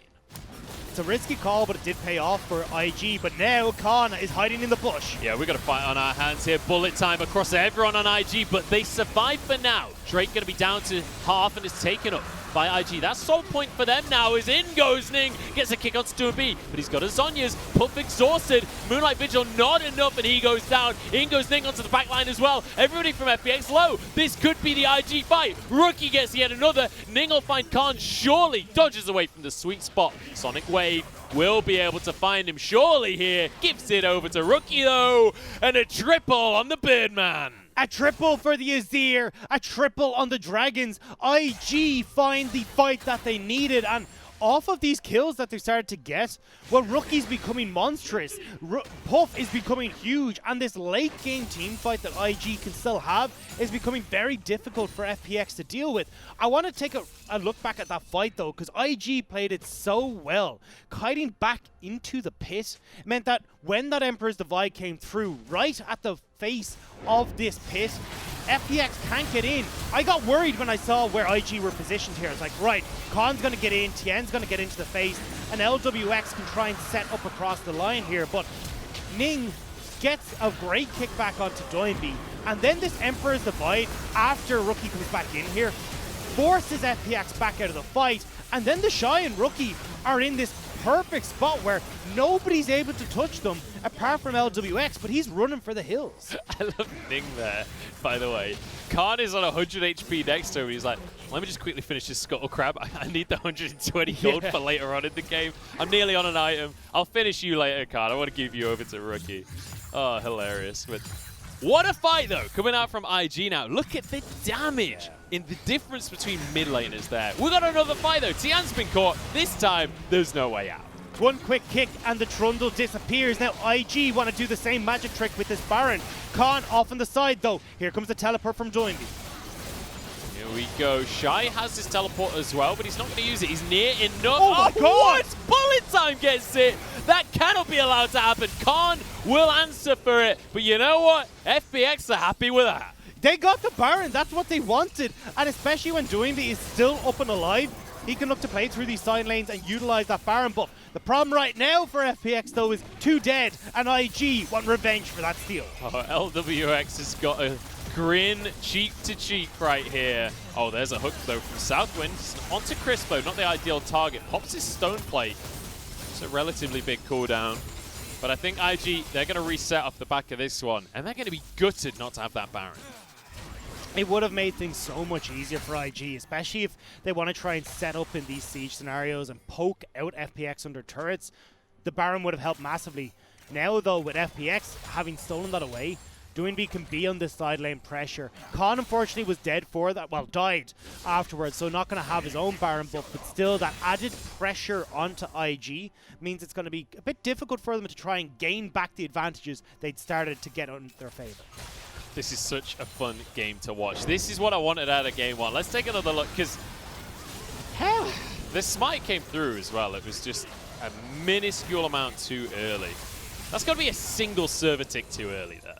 That was incredible. You didn't even see it like tick over onto 18 health or something. It was just straight gone. So LWX managing the miracle play there, and that's exactly what FPX needed. But unfortunately for IG, it's a steal that never should have happened. There was no jungler there. You just wait until it goes a little bit lower and take it for yourself. The panic smite, though, it's something that plagues us all. Well, at least it plagues Ning. Apparently, he's going to miss out on the Baron. It's 15. Definitely one that plagues me. I'm not going to lie. Look at the kill score right now. We're on 29 kills. Look at the clock right now. We're on 29 minutes. We got to kill a minute. This is what I wanted out of this series. None of that game one rubbish. This is the kind of brawl I was hoping for. And it's some of the best players that the LPL has to offer, showing their stuff in this third place match. Now, though, IG moving in, trying to see if they can fight toe-to-toe against FPX for this Ocean Soul. Keep your eyes on Doinby, though. Still in this mid lane, still has the Destiny available to try and join in on the back line of IG. That's one of the most important things to mention as well. You mentioned that Destiny. It's not just about the teleport either. It's about, you can always tell where IG are. You can always just pop that ultimate to get yourself vision. Ocean Drake will be spawning in 15 seconds. This would be soul for IG if they can grab it. IG can play keep away though, and they're looking for Doinby. They want to find the Twisted Fate, kick him into the team. Zonya's available, but what else has he got? The CC's there, and he's going to go down. FPX, they want to burst this dragon. They want to try and get it before IG can answer, but IG are on the way. Here comes the cavalry. Ning's here. Can he get the smite? The answer's no. Goes the way of FPX. They deny the soul, but they cost him the troll as well. Now Khan desperately trying to get away, but the blast cone denied. This will be 3 kills over to IG. They're looking for the teleport play as well. They're cutting them off everywhere. Oh, he doesn't get away with it, but he wants a 1v1 straight onto Puff. Beautifully done by LWX. Crisp, though, has been left out to dry. Rookie finishes it. No, the Shy gets the kill. And this is LWX once again, the sole survivor on FPX. IG played that beautifully. They realized, look, if FPX gets a second dragon, it sucks, but it's not the end of the world. Instead, we're going to go make the play onto Doinby and manage to get back in time to fight FPX on the objective. Now, though, they need to pick up something off of this. Yes, the gold is nice, but they're not finding grinding the objectives off of these because of how much they've just picked up on the map so far. And I tell you what, Puff did not love that tap. Yeah, minus 816 gold on the Baron power play there. But it's not that surprising. They got it from behind. And this play from Southwind, once again, is amazing. Manages to get the engage that they needed. And Southwind's thresh throughout this game has been so pivotal. Not only controlling the engages here, but the disengages have been amazing as well. Misfortune's passive, love tap, baby, just annihilates him. There's nothing you can do about it. And you see the panic from Puff as well, just fly out with every bit of damage I have, but there's no way you can match. It's just the AD carry case of like, I have more BF swords than you, and there's nothing you can do about it. Oh dear. Well, that's going to be one little consolation prize for FPX, but ultimately, even though the kill was nice from LWX, it was at the cost of 4 of his teammates. So I think IG is still going to be happy with that play. They're still going to be very happy, and you're starting to see these items roll through as well for IG, making them even happier. Look at that mid lane. Rookie has 3 of his items completed, now working up towards a Rabadon's death cap as well. When he completes that, he's going to be so large that it's going to be nigh on impossible for FPX to deal with him unless Doinby can set up the play with his Destiny on towards Rookie. But that's very difficult to do with how Rookie's been playing so far. Doinby off in the side lane. This is exactly what you expect when you see him lock that Twisted Fate in. He's just going to be off around the map. Pops his Destiny. He knows that they're on the way to him. He can TP up further in the top lane to get away from this one. The cannon. Oh, he's turned onto a minion. He's turned back on the tower. He's not going to get the tower. Oh! What? He's 17 HP. The cannon turned around randomly and attacked a minion. I hate it when they do that. Where's the coding? Why is that a thing? It does mean a breath of fresh air for IG, though, who were obviously holding their breath to see if they could keep that tower alive. Doesn't matter. At the end of the day, though, if FPX shove in that wave once again, they will just pick up that tower as a default. So FPX right now trying to get control of this Baron area. Oh, Rookie. I was expecting the players to be feeling the pressure of this game. I was not expecting the minions to be feeling the pressure of this game. The cannon, just pure panic mode, didn't know what to do, couldn't handle the pressure. Shoot everything, I don't know. Just fire at everything nearby. Just go for the turret, mate. Always go for the turret. Rookie error there from the cannon minion. But let's reset for a second. Let's get serious, because the gold lead at 34 minutes into the game is a mere 2,000 in favor of IG. And it means pretty much nothing if you're on FPX's side when you look at how late we are in the game. But for IG, with the composition they have, with Rookie and Puff, who are both these late game carries, they're going to be able to do a lot with the gold that they've injected into themselves. Very exciting. He finally got that tower. And FPX are like, all right, well, if you're not going to answer, we just saw you all on the Destiny. We know you're nowhere near the Baron. Let's just go for this one, because we've got Twisted Fate, we've got Misfortune. We're just going to burst it on down. Puff's arriving, but he's too late to his own birthday party. Shy gets a bit of a tap in. It's going to be nothing more. And I love this call from FPX. When IG's comp doesn't have a huge amount of engage, you're really relying on either Rookie getting that sweeping Emperor's Divide or Southwind with the flash hook. And FPX realize, hey, look, if we can burst this down, we can escape pretty easily before IG show up, thanks to spotting them on that Destiny from doing it. Yeah, but Ning's like, well, I got the red buff, so who's the real winner here? And I think the answer is FPX, and I think Ning knows it as well. But Dragon up in 20 seconds. This, again, would be sold for IG, but FPX got the last one. It was off the plays IG made towards mid, though. We're seeing a very similar setup here. The Shy is here a little bit too early. Bullet time used way too early, though. The Shy doesn't go down, knocks Tian away. Ning's arriving. Good damage out of Rookie here. Redemption to keep everyone healthy. Ning jumps to his teammates. Doinby has Destiny available. Ning gonna start this Dragon off. If they can get the soul, they almost certainly win the fight here. Tian can't get nearby. Graviton to keep him away. Crisp has to flash out of the fight. Ning back onto the Dragon once again, but there's a huge pick. It's onto Southwind. Dragon's still at half. They're keeping this one safe. They don't want to go for the smite fight just yet. But now the burst comes on through. Sonic Wave onto the Dragon. In he goes, but it's Tian that gets it. Denies the soul, keeps himself safe, and they get a bonus kill onto Ning. And they still have a minute 30 on this Baron. As long as Khan doesn't go down, they can look to keep this pressure up. IG started up the objective when they wanted to try and poke out, and it gave FPX the opportunity to move in, find the pick onto Southwind, and now they're getting onto these turrets. And with the Baron on top of everything else, they can roll through these structures. It's not only the Baron, it's the triple Ocean Soul that they have. They're so healthy. Huge pillar going down, but Doombee's low himself. Rookie can't quite close the gap. Puff doesn't have Calibrum right now. The Shy waiting for his acceleration gate. Crisp goes back in. TP channel, but Crisp has already fallen. Bullet time onto Rookie as well. He's dropped to LWX. The Shy can't escape, and it's a triple. 2 games in a row. LWX shows up. And now they're able to push on through this bottom lane. Minions are arriving. You've got Lichbanes, you've got a Misfortune who's fully built. FPX will tear through these structures. With the Baron behind them, FPX are looking for a second game here. Ning goes into proxy the wave, but there's enough minions there. FPX will go 2-0 and IG are nowhere to be seen. FPX get off to an amazing start in this game for IG to bite back, but that last fight at that dragon, that was the mistake from IG. Not playing towards their composition of trying to have the poke from the Shy come in, see if you can have a Zero Soldier start to whittle away at the health bars of some of these tankier members on FPX. And when IG are the ones in the pit, they're given the opportunity for FPX to find these engages, to find the fight that they want to. And when they crumble, FPX just close the game out. Where was the hard engages here? Where was him jumping in for the shot? Okay, maybe that wasn't actually the play, but it would have been exciting. It would have been. What a game! What a game too. This is the kind of chaos I wanted. But ultimately, as you rightly say, this is one of the strengths and weaknesses of IG. Because when you draft like this, you're drafting for a chaotic game. And it was, by all counts, a chaotic game here. But when it does get turned into a 5v5, when FPX managed to wrestle some semblance of control and force you in that situation, these kind of compositions won't work out.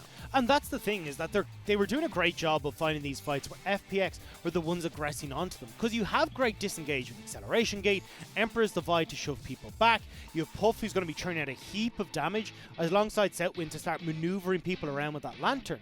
The problem though was when they go into the pit first, if you are not fully situated and all on the same page where you can start to get this kite back, well then it's FPX who, with just that superior engage, that better team fighting style, can look to turn it around with the poke not coming in from IG. Look how little damage FPX did. They're able to win the game out, but it was not based on the damage to champions. It was based on objectives. It was based on map control. And that, honestly, is where FPX have thrived this entire split. And it was what helped them to win out here as well. Doinby putting pressure on towards that top side. And a fantastic call from FPX to TP back into that Baron to set up the plays. The issue, though, that we're seeing once again is that the mid-game is a little bit of a struggle for FPX. They do get off to a great start where they're accelerating their pace, they're getting the gold lead in their advantage. But 1 or 2 missed fights is all that IG needed to start the swing in their favor. Now, if I'm FPX, I'm a little bit worried looking at that, because this is something that's plagued them a little bit more recently, where they used to have such a strong mid-game. It now looks to be falling apart a bit. Yeah, it felt like there was a couple of plays there that were not necessarily as calibrated as they would have liked, but that is also the nature of playing against IG. When you think of IG, you think of this chaos. You think of them playing an unorthodox style of League of Legends and pulling you all around the map, playing in all kinds of different positions and lanes. And when you see Rookie on this Azir as well, you're not necessarily going to know what to expect out of the guy, because again, this isn't the style that they usually go for. They don't usually go for a scaling mid laner quite in that same way. They usually go for something that's going to dominate the lane.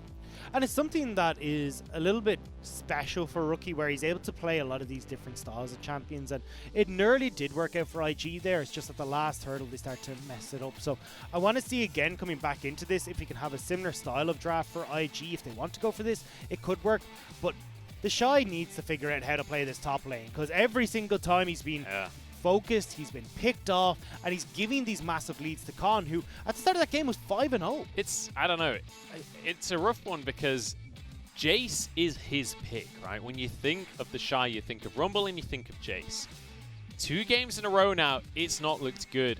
In their last series against Top Esports, it didn't look good. Maybe just move away from it. If there is someone who's going to understand Jace, it's going to be Khan. He had a 90% win rate in summer 2017 in LCK on that champion. He was renowned for his Jace play. He's going to know how to beat it. He's going to know the ins and outs of it. And especially when he's getting help from the jungler, it's going to be so easy for Khan to take over. It's been a rough series for the Shy, that is for sure. But FPX, after a shaky mid-game, a back-and-forth battle, they go 2-0 on the scoreboard. And they're on the cusp of flooring IG here for 3rd place. We'll see if they can finish things off right here after the break.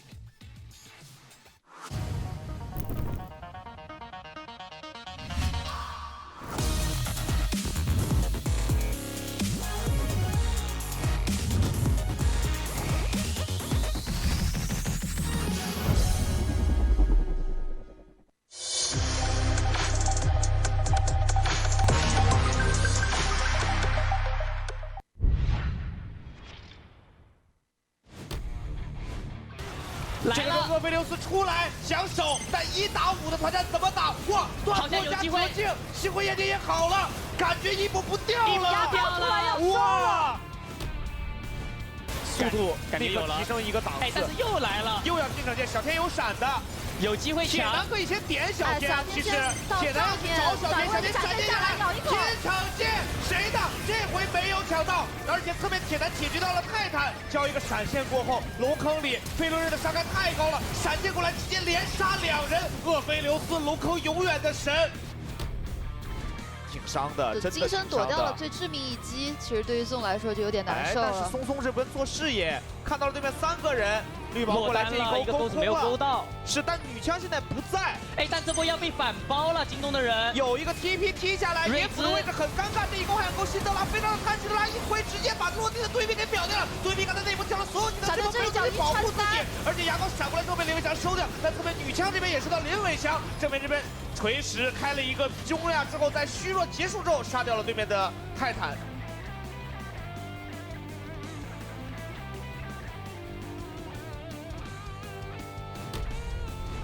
这个基地一起偷掉也不是不可能，偷了一套，你要面这边打掉，这边开起来，看围观者打出一个闪电之后，这边估计进了2个人，但是他在这边开了一个闪是很肉 ，Loker 这边输出非常高，大招闪现是 Loker 的输出，但 Loker 这边已经打满了自己的飞轮。回身在追击战中 ，Loker 还没有人管啊！刘星座对面这回身撸一套，直接打出自己的中亚，但是 Loker 感觉要收割了。塔团打得太果断了 ，Loker 自始至终没有人能摸到他。季后赛的上校感觉也稳了呀！季后赛的上校见过太多翻盘了呀，常规赛见了太多翻盘，上校季后赛开始这个打安全牌，稳一点再出来，稳一点，对吧？只不过高地正面不太好上，可以去野区搜刮一轮。乐弗兰这2彩都交了，能开他的，我觉得高子哥这波给机会了，回到高地，哇，这波移形换影又是。回到了自己的影子身上，杀了吧，感觉在一个 Q 还能跑，还有想法，给他跑，队友接了一下，心太崩了，哇，这波被秀傻了，治疗救起来了。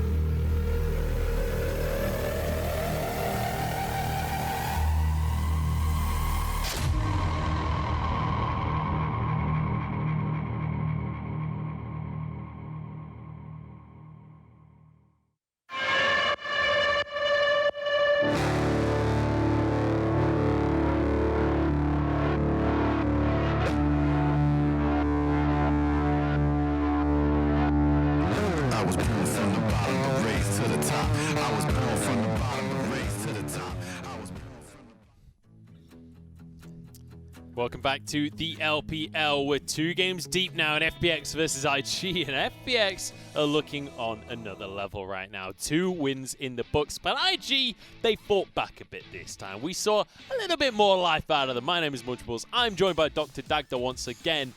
And, you know, the patient, he's still alive, still breathing, but barely at this point. Yeah, it kind of felt like they started to get back into the game, and then the leg fell off, and we got to try and mix this up a little bit. The leg falling off being a solo dive from Puff, which was questionable at best. But anyway, talk to me about what happened there. Yeah, I think we got to look back at a little bit how IG have been looking to play this strategy, because I don't disagree with the way that they're trying to make this work in this poke style, especially with the Shy wanting to favor this Jace, but they need to solidify this early game. They need to make sure that the Shy isn't overextending a lane like we've seen a lot of times so far in both Game 1 and Game number 2.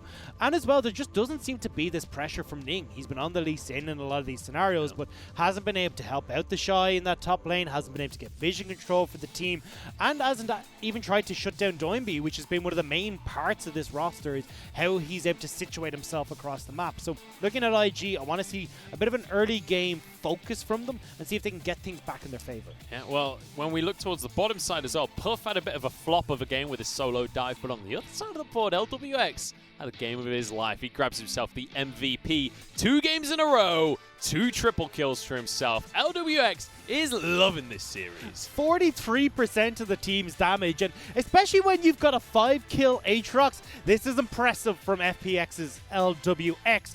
And looking at the way he operated in these fights was fantastic. Although the bullet times often weren't quite getting onto the people that they wanted to, this aggressive flash forwards, getting into the right position to just get the auto attacks as the main source of damage was excellent from LW. I mean, forget your Season 10 memes. Your Season 2 memes are coming up strong with that kind of damage percentage on Misfortune. Honestly, incredibly great performance coming out from him. The triple kill in that final fight with the shutdown onto Rookie. Magnificent. Anyway, time for game number 3. Let's jump into the draft here and see what IG have up their sleeves, because they are against the ropes now. It's 2-0 in favor of FPX, and once again we see the Galio and the Rumble bans towards doing B, and once again we see this Varus ban, we see the Kalista, and I'm expecting a Lucian. And it's interesting to see IG once again opting for this blue side. I expected them to try and go towards red and see if maybe they wanted to go towards those counter picks again, but wanting to prioritize these early lock-ins of the likes of the Aphelios. And something that I've been kind of surprised to see slip through the cracks here has been the likes of that Set. Has been so strong in other regions, even in the LPL. We've put a high priority on it, but it hasn't been coming through just yet.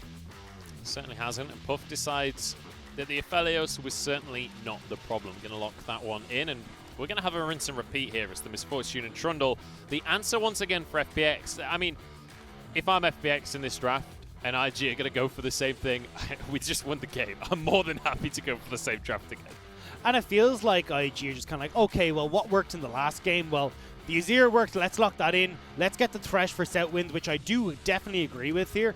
It means, though, the Shy potentially will be looking to try and get a counter pick, but if I'm FPX, I don't care. I'm just going to leave Khan's pick until that last rotation, lock in a jungler on our first pick, and then you're still caught out in this situation where IG are giving both counter picks over to FPX.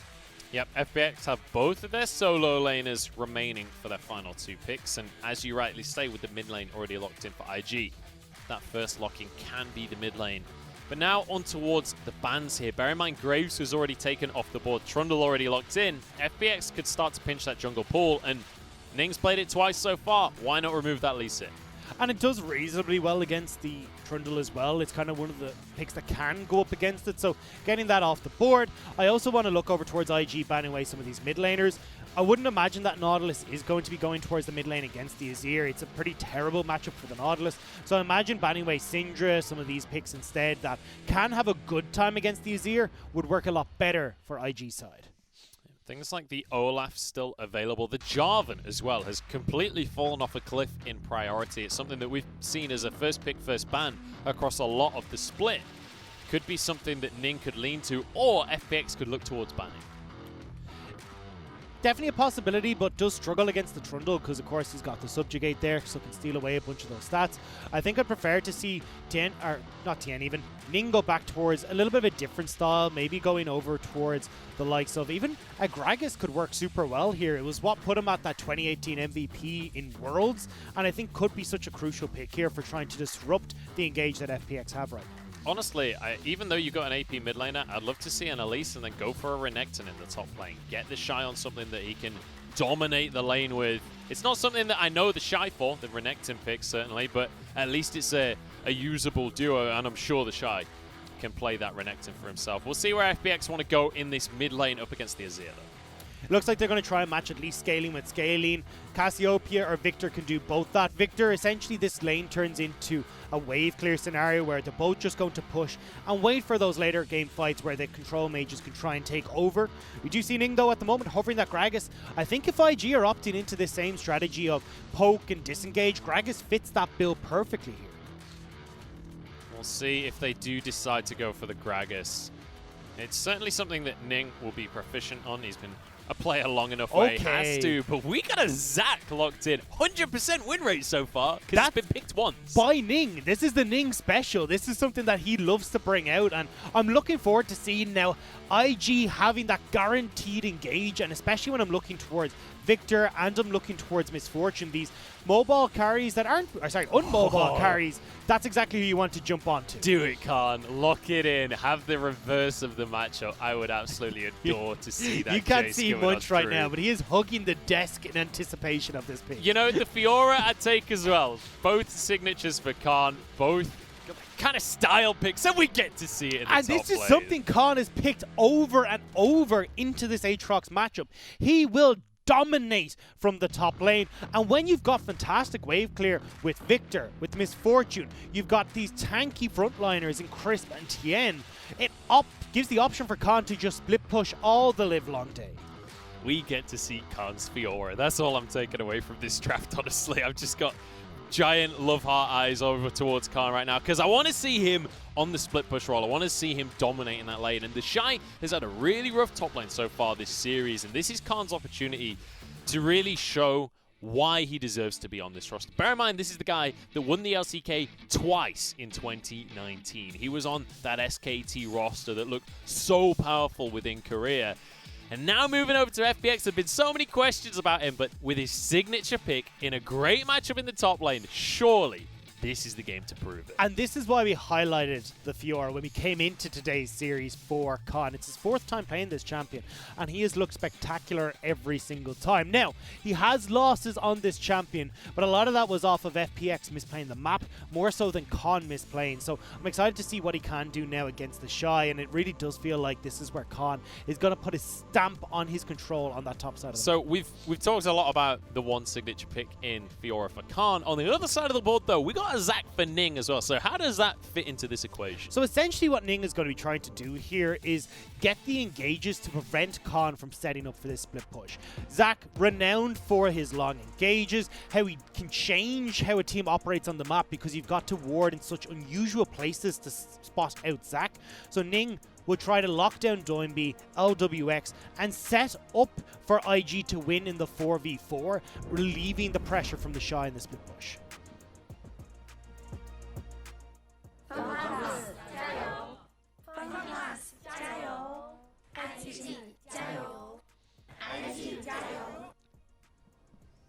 The Gyos come through, the fans are ready, and we've got some crazy cameras going on because it's game number 3 here. It's match point in favor of FPX, and we've got Khan's Fiora, we've got Ning's Zac, and we're ready to jump into game 3 and see what IG have left in the tank. And this is where you have to put it all on the table as IG. This is potentially their last game in the spring split if it is lost, but certainly their last series. And they will want to make sure that they're pushing into that third place spot, picking up these 10 championship points. But again, this is where Khan on his Fiora will look to be the gatekeeper for their success. Well, the Colonel is a long-time Ning fan, he was telling me the other day, and since that Zac's come on through, he's like, you know what, 53%. I'm going to give him a whole 3 bonus % just for that pick alone. Me and the Colonel go way back, by the way. But now let's talk about the game, because we've got Khan in a very interesting position. Oh, nearly got the ward there. Sorry, it was the Shy in an interesting position. Khan couldn't quite get the ward though. Tien, though, looking to split the map, which is giving the opportunity for Khan to just take over in this top lane. So this is a really good call from FPX. And as a Zac, it's really difficult for you to try and break this because you just don't clear very quick, and your 1v1 duel potential is no match for this Trundle. And Khan knows about that 1v1 potential right there, as he's going to try and force the play onto the Shy. And this is going to be a rough laning phase for the Shy because, you know, when you're Aatrox, all of your strength is hitting those sweet spots. Fiora can dodge them very easily. 2v2 after 2v2 going on in this bottom lane, though, and Crisp is not enjoying it. He takes a lot of damage in the early stages. Good play from Southwind to set up for success on the bottom side, but I want to come back, of course, to this top lane matchup. This is the important lane for this game, and as you're talking about, as an Aatrox, you want to be hitting these sweet spots. You can either just dodge them as Fiora with that dash away, or tank them and riposte to set up for a play of your own, and do the same off those Infernal Chains. So this is all Khan favored and how he wants to play this matchup, and already getting that push in. Ning is going for a very aggressive invade. We've seen this before, and FPX answered it pretty well last time. He got the Wolf for himself, but he's going to be forced into his passive with one more auto. And Doin B is here, and I'm sure that they'll donate that over to the victor. It's underneath the blue buff. It just finally get finished off by Tien.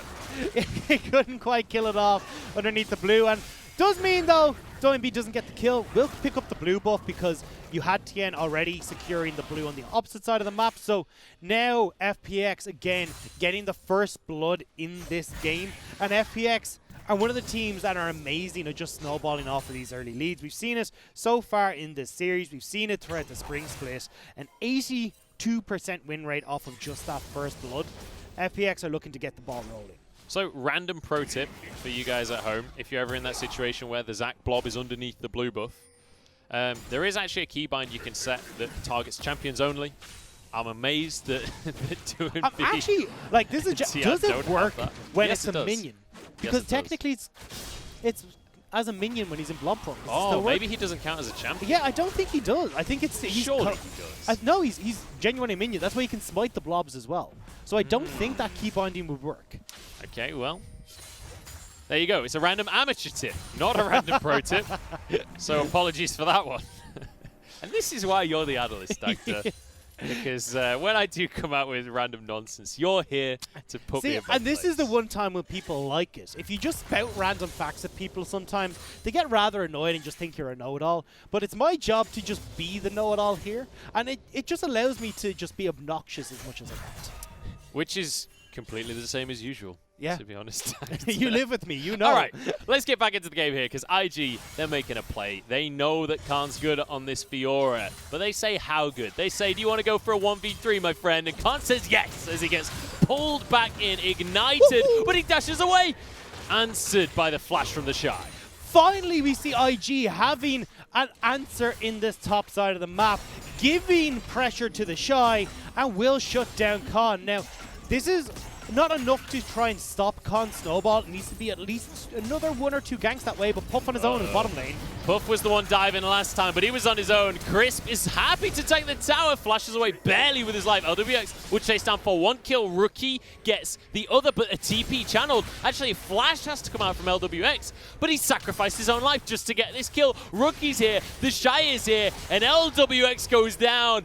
Finally, the Shy has a lead. Doin B as well might be in a bit of trouble here from Ning.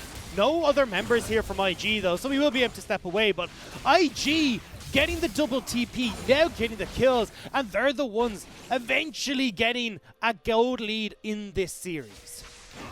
So, you said that the first kill wasn't going to be enough for him to have an advantage in the top lane. Oh, he denies the dash there. Rookie forced to flash. Tian's hit a Chaos Storm through. Rookie goes down. Now on Southwind as well. No, Tian backs away.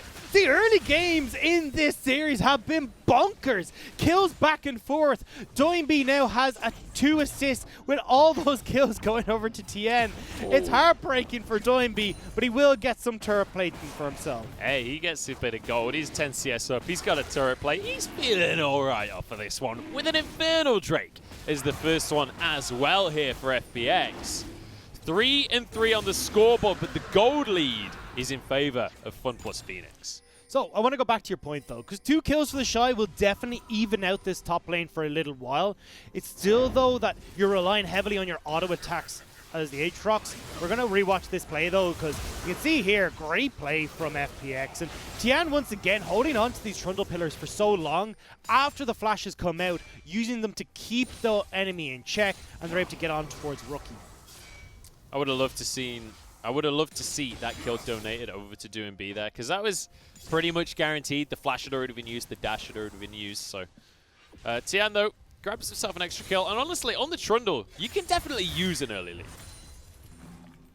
So coming back to this top lane, why you want to try and get so many resources into the Shy on this Aatrox is because you have to rely so heavily on your auto attacks in this lane, because Infernal Chains won't stick, your Dark and Blade won't stick.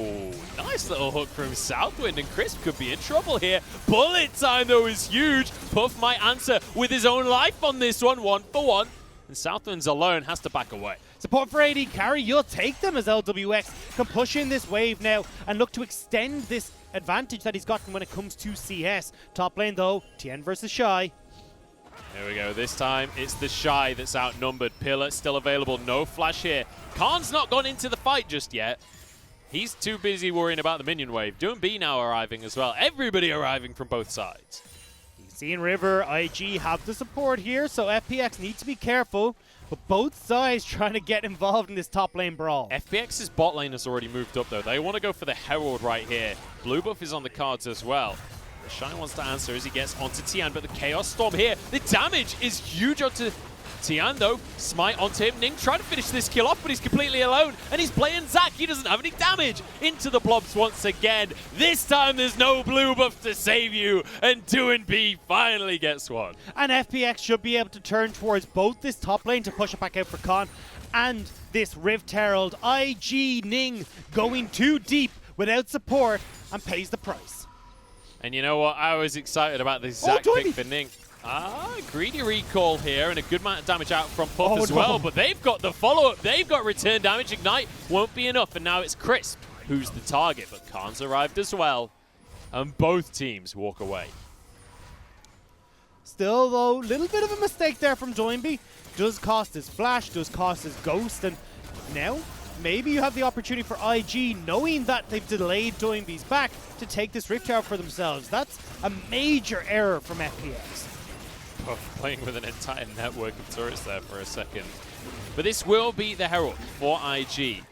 And once again, I feel like I say this a lot, but it's not about getting the Herald, it's about how you're able to push the advantage with the Herald in your pocket. And we'll see where Ning opts to take this and find gold. I'd love to see him use it on the bottom side of the map. Yes, the mid lane tower looks nice and juicy, but definitely if you can use that bottom lane push to get the turret down, extend the lane, you can try and open up Puff and Setwind to make plays towards the mid side, or swap him up towards the top and relieve some of the pressure from the Shy, where he can push out this wave and not have Khan shove it back in as aggressively, taking turret plates for himself. The shove in the bottom lane, though, very much in favor of LWX. He's got himself a 30 CS lead right there on this Misfortune. And the Misfortune for LWX has looked really amazing, honestly, this entire series. Khan with the Tiamat now will start to find this advantage once again in the top lane, because there is just no damage there for the Shy. And you can see the way the Shy is trying to play this. Watch as he hugs the wall, is to try and stop the proc from coming through, and you'll see him moving back and forth depending on where the proc is going to spawn. But Tien is here on the top side. Yeah, Tien wants to make this play happen, and you can see Khan brute forcing this so that the minion wave gets underneath the tower. Riposte's not going to land, though. This minion wave will be cleared away. That would have been a dead shy if that riposte had landed, especially with the extra damage that comes in from the Grand Duelist Challenge, plus TN waiting in the wings. They would have been able to chase him down very easily. So Shy barely getting away and not realizing just how close he was to death. I think he did realize, because the way that Khan suddenly turned up the push, suddenly turned up the aggression, it's like, I smell a rat here, goes for the recall. But it does mean that Khan will find himself 2 tower plates straight away, maybe even more, because bear in mind, Fiora is a split push monster. 3 plates for him. Now Doomb happily just walks away from this play. Triple knock-up from Crisp, who flashes forward, tries to get the roots on here. Bullet time is pretty big as well. Rookie goes down, Ning will be shortly following. Double for LWX off of a play that IG started. And it's a disaster across the map now for IG. Not only do you have this losing top lane matchup, you're not winning in the 4v4. Khan now, he's feeling it. He wants this 1v1 for himself. The Shy still goes in though, and the healing is going to be absolutely huge from this passive here, but Khan actually isn't winning this one out. Needs to be careful. These Vitals aren't doing it because the execution is denying the sustain, but look at the outplay from Khan! What a 1v1! Rookie here to answer though, tries to make this good, tries to answer for his teammate! The flash is there! Khan is the king of top lane! Khan has come to the LPL and slapped down the Shy in the top side of the map. This is what I was looking for coming into this series, and the Fiora plays are too much to handle for the Shy. What a play coming through. Puff, my man, what are you doing? The Moonlight Vigil, I don't know about that one. Now he goes in onto LWX, doesn't have the damage. Crisp goes gold and keeps himself safe. Tian abandoned the AD carry though, and Puff walks away with a kill. But it's at the cost of his own life. Tian will answer it in the end. 2 for 1. Now on towards the tower. And Khan was one of those people who picked up the kill here. So now 2 kills for Khan. The Ravenous Hydra completed. Essence Reaver completed for LWX as well. So both sides of the map for FPX have got very strong carries. Uh-oh, Rookie's in trouble right here. Flash available. Used immediately. Keeps himself safe. And Tian, I don't know how deep you want to go on that one. You got no support from your team. And we're 13.5 minutes into this game with a 4,000 gold lead for FPX. This is all just started to swing through the CS advantage in top, in bot, the turret plates that they've managed to pick up for themselves as well, on top of the 5 kill difference. FPX once again off to the start we expected from them in game number 3. And when they can set the pace of the game to be this rocket speed coming out from FPX, this is where they really shine. This is where they really set themselves up for these huge victories. I don't think anyone got the gold there for the turret plays. I want to come back to this though, because this is a different FPX, but in a second. Tian is going to get relatively low, but the Shy knows that he's in trouble there. Backs away, and this will be the first tower now, and a lot of gold going the way of Khan once again. And this is the different FPX than what we saw in 2019. We talk about how they're starting to play more towards this top lane. Well, Khan getting some of these resources dedicated to him. And even with Doinby on this Victor, still finding moments to get out of this mid lane, sitting at 1-0-6. He's been so influential in getting off to these side lanes and helping. Oh, grand challenge once again. Khan wants a rematch. But with the tower there, decides it's time to back away. Decides maybe not right now. Would have been very risky with the Shy's flash up. The opportunity for the Shy to reposition with the riposte down to get a knock-up could have been very dangerous. But on the bottom side, IG using the pressure of Ning to try and threaten to dive onto LWX. But that bullet time does such a great job of clearing out waves. LWX will be able to remove the threat pretty handily. One of the biggest strengths of having that misfortune in the bottom lane, just being able to deal with the minion waves so handedly. They can't quite finish off this mid lane tower, but the pressure onto the Shy once again in this game. Now moving in to get this blue buff. And I don't think there's any answer here from the side of Ning. He's over on the bottom side of the map. Doomb grabbing that buff away, denying it from Rookie. And IG are caught between a rock and a hard place right now because they'd love to go in towards River and get control towards Rift Herald, but with Doinby's fast push, especially with blue buff here, you can have FPX just trade that Rift Herald, grab the mid lane turret and the bottom lane turret off of the push, and IG can't do anything about it. Just look at the plates, right? It's exactly what we were talking about before. When they can get this breakneck speed, They're great at trading these towers. Southwind doesn't get the best of this trade, but Tian has to flash away because Ning's gone in. He's not that tanky just yet, though. Good hook from Chris to deter the play. And now into this mid lane. They've got the push advantage, and this will be the third tower. All 3 tier 1s removed, and IG answer with a Herald. IG are completely out of position, though. FPX would just keep pushing. FPX, they want the high-paced gameplay. Rookie's in trouble. Khan will finish this one off. He will get the healing, and he will survive the tower. The Shy wants revenge for his mid lane compadre and will find it. But in the meantime, it was Puff that went down. It's going to be 3 versus 3 right now. 2 for 2. The tier 2 still surviving for now. Looking for more. His Tian is here. LWX still remaining. Doesn't have his ultimate as they move back into this mid lane. Once again, the Shy doesn't have a huge amount of HP to work with. Tian not able to find the pillar onto Ning. Southwind pressuring forward, see if he can get the hook onto LWX. Slow onto Tian here, and the Shy wants to collapse. Southwind with a flash hook, and it's going to be LWX. Flashes away to safety. Pops the Cell Division, pops the Shy, and pops yet another advantage for FPX. The bait from Southwind. He thought he could set it up for the rest of IG to jump onto LWX. Flash away, and it's a good day for FPX as they turn towards this dragon. The third one for them in this game. And FPX, once again, are rolling ahead of IG. This is a really rough series for IG. This has been a really rough playoffs for IG. Bear in mind, this is your first seed from the regular season. And it really doesn't look like it. Khan getting the kill onto Rookie. Now you do have the Shy who gets a little bit too far forward, but as we look at this top side, it's, yeah, the pop goes a weasel. It's all across the board, FPX taking over, and this is just beautiful. It's going to be, what, 6,000 gold lead at 17, 18 minutes. Khan barely dodges a hook, and actually could be in a whole heap of trouble, because the whole team from IG is moving down, but he's able to get away for himself. I want to draw people's attentions, though, to one of the clips we did see from Khan, where if you put this pressure onto him, he's the ability to turn multiple man plays around on this Fiora pick. Trying to do so right now. Here's his chance. He's onto Southwind with the grand challenge, but the riposte isn't enough. And he's going to be shut down there. Kill over to Ning.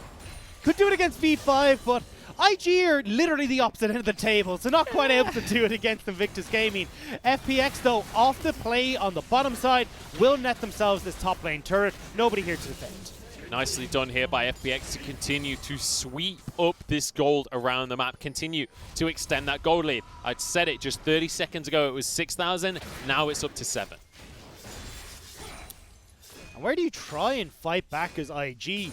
Khan putting way too much pressure on these side lanes means that you have to invest multiple members into dealing with the Fiora split push. They will get this mid lane turret, but how do you try and get anything else off the back of this? FPX are doing a great job with Doinby and LWX in controlling mid wave. You've even got Doinby now pressuring off towards the side lane to pick up a bit of farm for himself.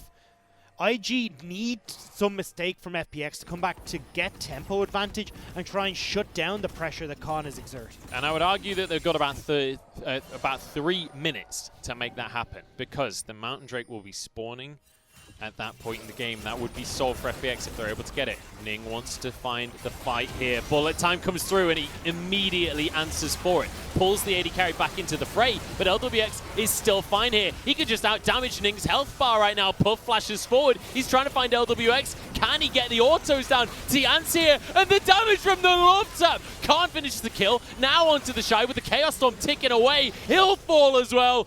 Double for Khan. He is longing for a worthy opponent, but he just won't find it in this series. Double for 2&B on top of everything else. This is FPX running away. It doesn't matter, IG, that you finished top of the regular season. FPX are knocking you down every peg on the rung. 2-0 right now. FPX looking to make this a clean sweep. This is a brutal game number 3. This is looking like game number 1. We saw in the second matchup that IG had something in their tank. They were able to fight tooth and nail, but this Zac pick from Ning, is just not working out.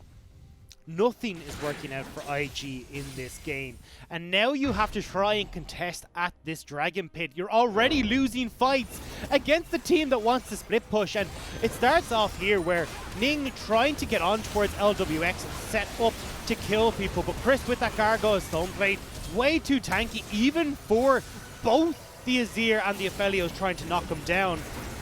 And this was really unfortunate from Puff. I thought he'd be able to get the kill here. Oh god, had dashed over towards Southwind. An AD carry just appears on the end of his sword. He's like, alright, well, I'll have that one as well then, I guess. And look at Con. Triforce completed, Ravenous Hydra completed. He is in full swing here. And look at the rest of the team as well. Luden's Echo is alongside that upgraded item for Victor. He's going to be hitting like a truck. You've got the double BF sword combo for the Misfortune as well. Oh, the recall is denied from the Shy. Lantern's there, Southwind keeps the top laner safe, but with the Baron here, look at the time on the clock right now. We're 21 minutes in. How are they so far ahead? FPX continue the siege here. Tian pushing forward. The tier 2 will fall. Khan split pushing in the top lane in the meantime. He's looking towards an inhibitor tower. And with Triforce, he's going to take it. There is nobody here to stop this. Khan has got this turret. This is the dream scenario for all Fiora players around the world. Being able to just solo out an inhib tower with Baron while your team has pressure elsewhere. Look at the death rate. That's half a Puff's health. It's getting its namesake right there. FPX. Oh, hang on. Khan might be looking for more here. Khan's fine. No, I think he's going to kill the Shy. That's what I'm worried about here. Yeah, I think you might be right on that one, but I think he just wants this inhibitor, at least for now. Goes in onto the Shy, though, still has his Grand Challenge. It's just going to be half of the Shy's health, and then he's going to back away. World Ender was used, Grand Challenge comes on in. He wants the 1v1. The Shy flashes away, back onto the inhibitor. Now the rest of the fight, Rookie went too deep, and he's taken down. Puff will follow as well. Give him the third triple. LWX can't quite finish off his triple kill here, and it's Doing B that steps forward to try and finish Southwind. The Shy in trouble here, finished off. Was it the triple? I don't think it was. LWX going to be heartbroken on the back of that one, but you know what? He's going to finish the Zac blobs anyway, but he goes down to the tower. Executed there.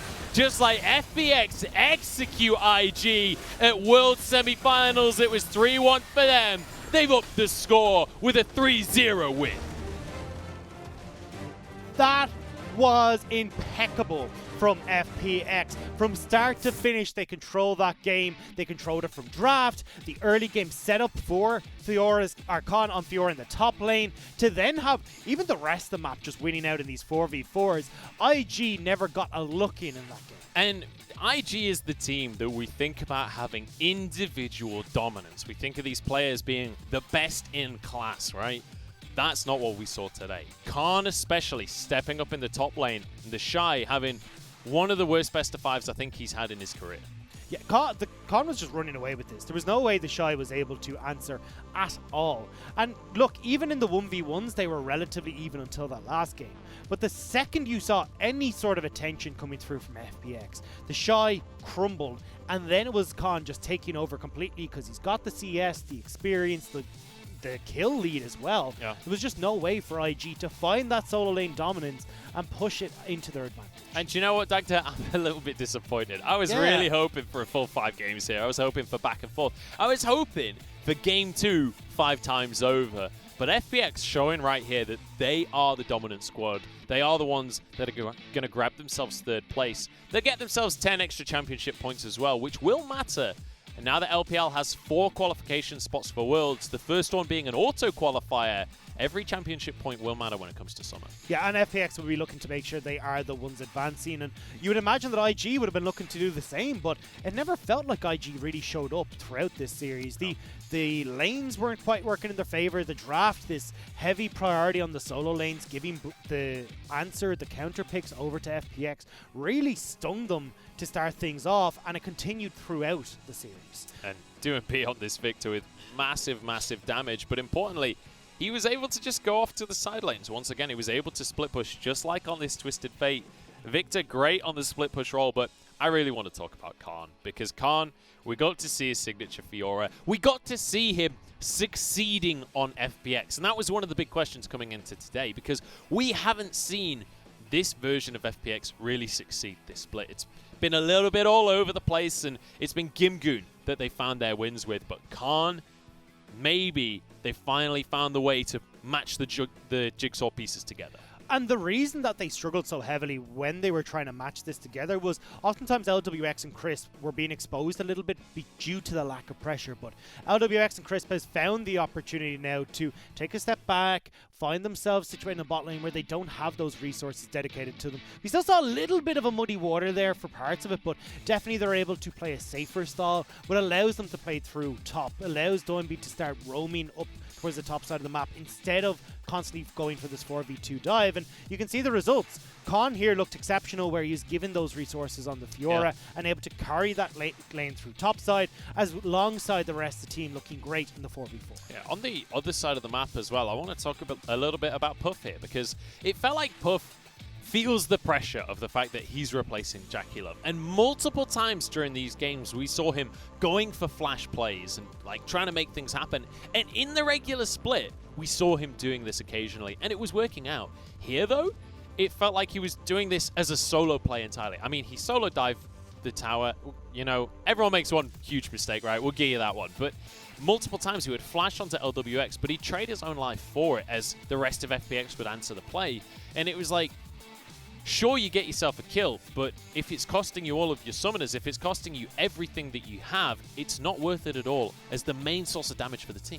And we talk about Puff being the insurance policy for these guys. Well, there's only so many times you can make a claim on that policy before the premium becomes way too much, and that's what it felt like in this game. Was every time you see a death go over from the Shy where Rookie's not able to make the play that he wants, or even with Ning not really having a performance that we expected from him, that was where you kept trying to get Puff, okay, please be the carry, please step up to be able to fill the shoes that have been left by the rest of IG, but they're just too big when you're that far behind of a goal deficit. Yeah, and Jackie Love, he's on top esports right now. He's watching this series and he's cackling maniacally because he's definitely the one that got the best out of this deal, moving away to the team that's in the final against JDG. And IG, they're going to have a couple of weeks off now, at least before the summer season starts, or, you know, a few weeks. I'm not even sure how many weeks at this point.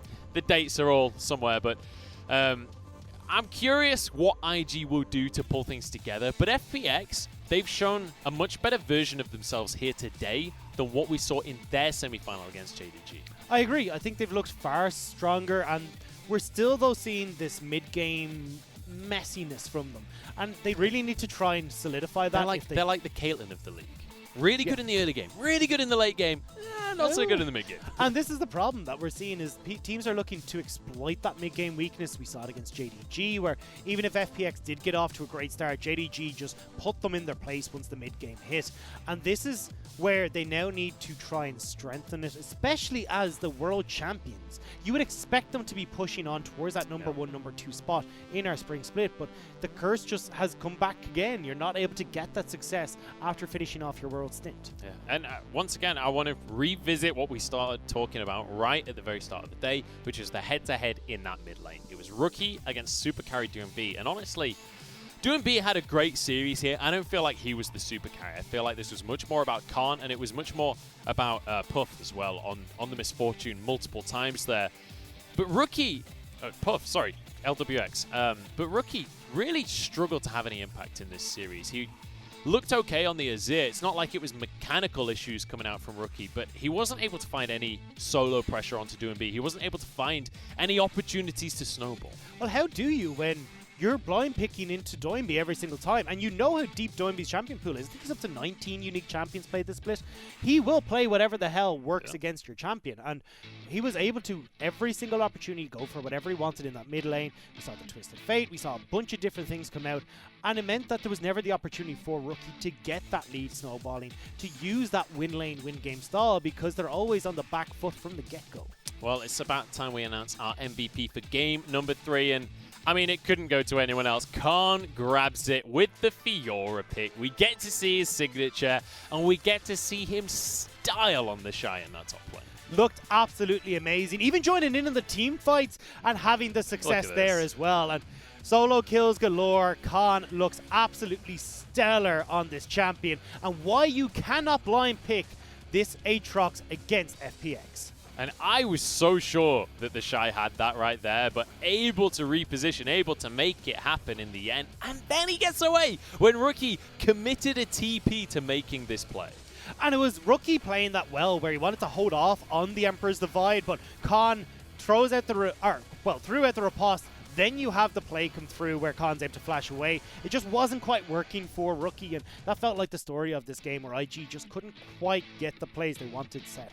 Yeah, IG struggling in this one, that has to be said, but all they're going to lose out on here is 10 championship points, so they've got time to rebuild now before summer. But I have to say, the biggest issue from my perspective here for IG, it's got to be the jungle role. We saw Lien struggling in their semi-final. We've seen Ning now struggling up against FPX. It feels like something needs to be changed there. The style of this team, as we're changing more and more players, perhaps needs to start to change as well. I 100% agree. When you look towards this win lane, win game style, well, that's all well and good when you're playing against some of the bottom half of the table, but when you start looking at the caliber of players that we now have in our finals alone, but even starting to work our way down the list, we have incredible teams coming up like E-Star, all this new rookie talent that looks absolutely stellar, and you've got to try and contend with these players, and unfortunately the Shy just hasn't been able to find the opportunity to play against them. Rookie as well can't just outright beat these players off of raw skill. And not to mention the two squads that have made it to our finals, JDG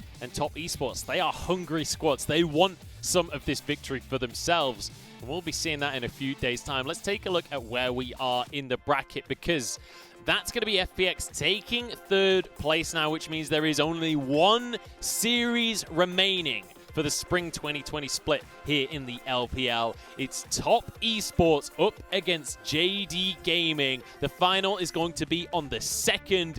You do not want to miss that match. It is going to be insane.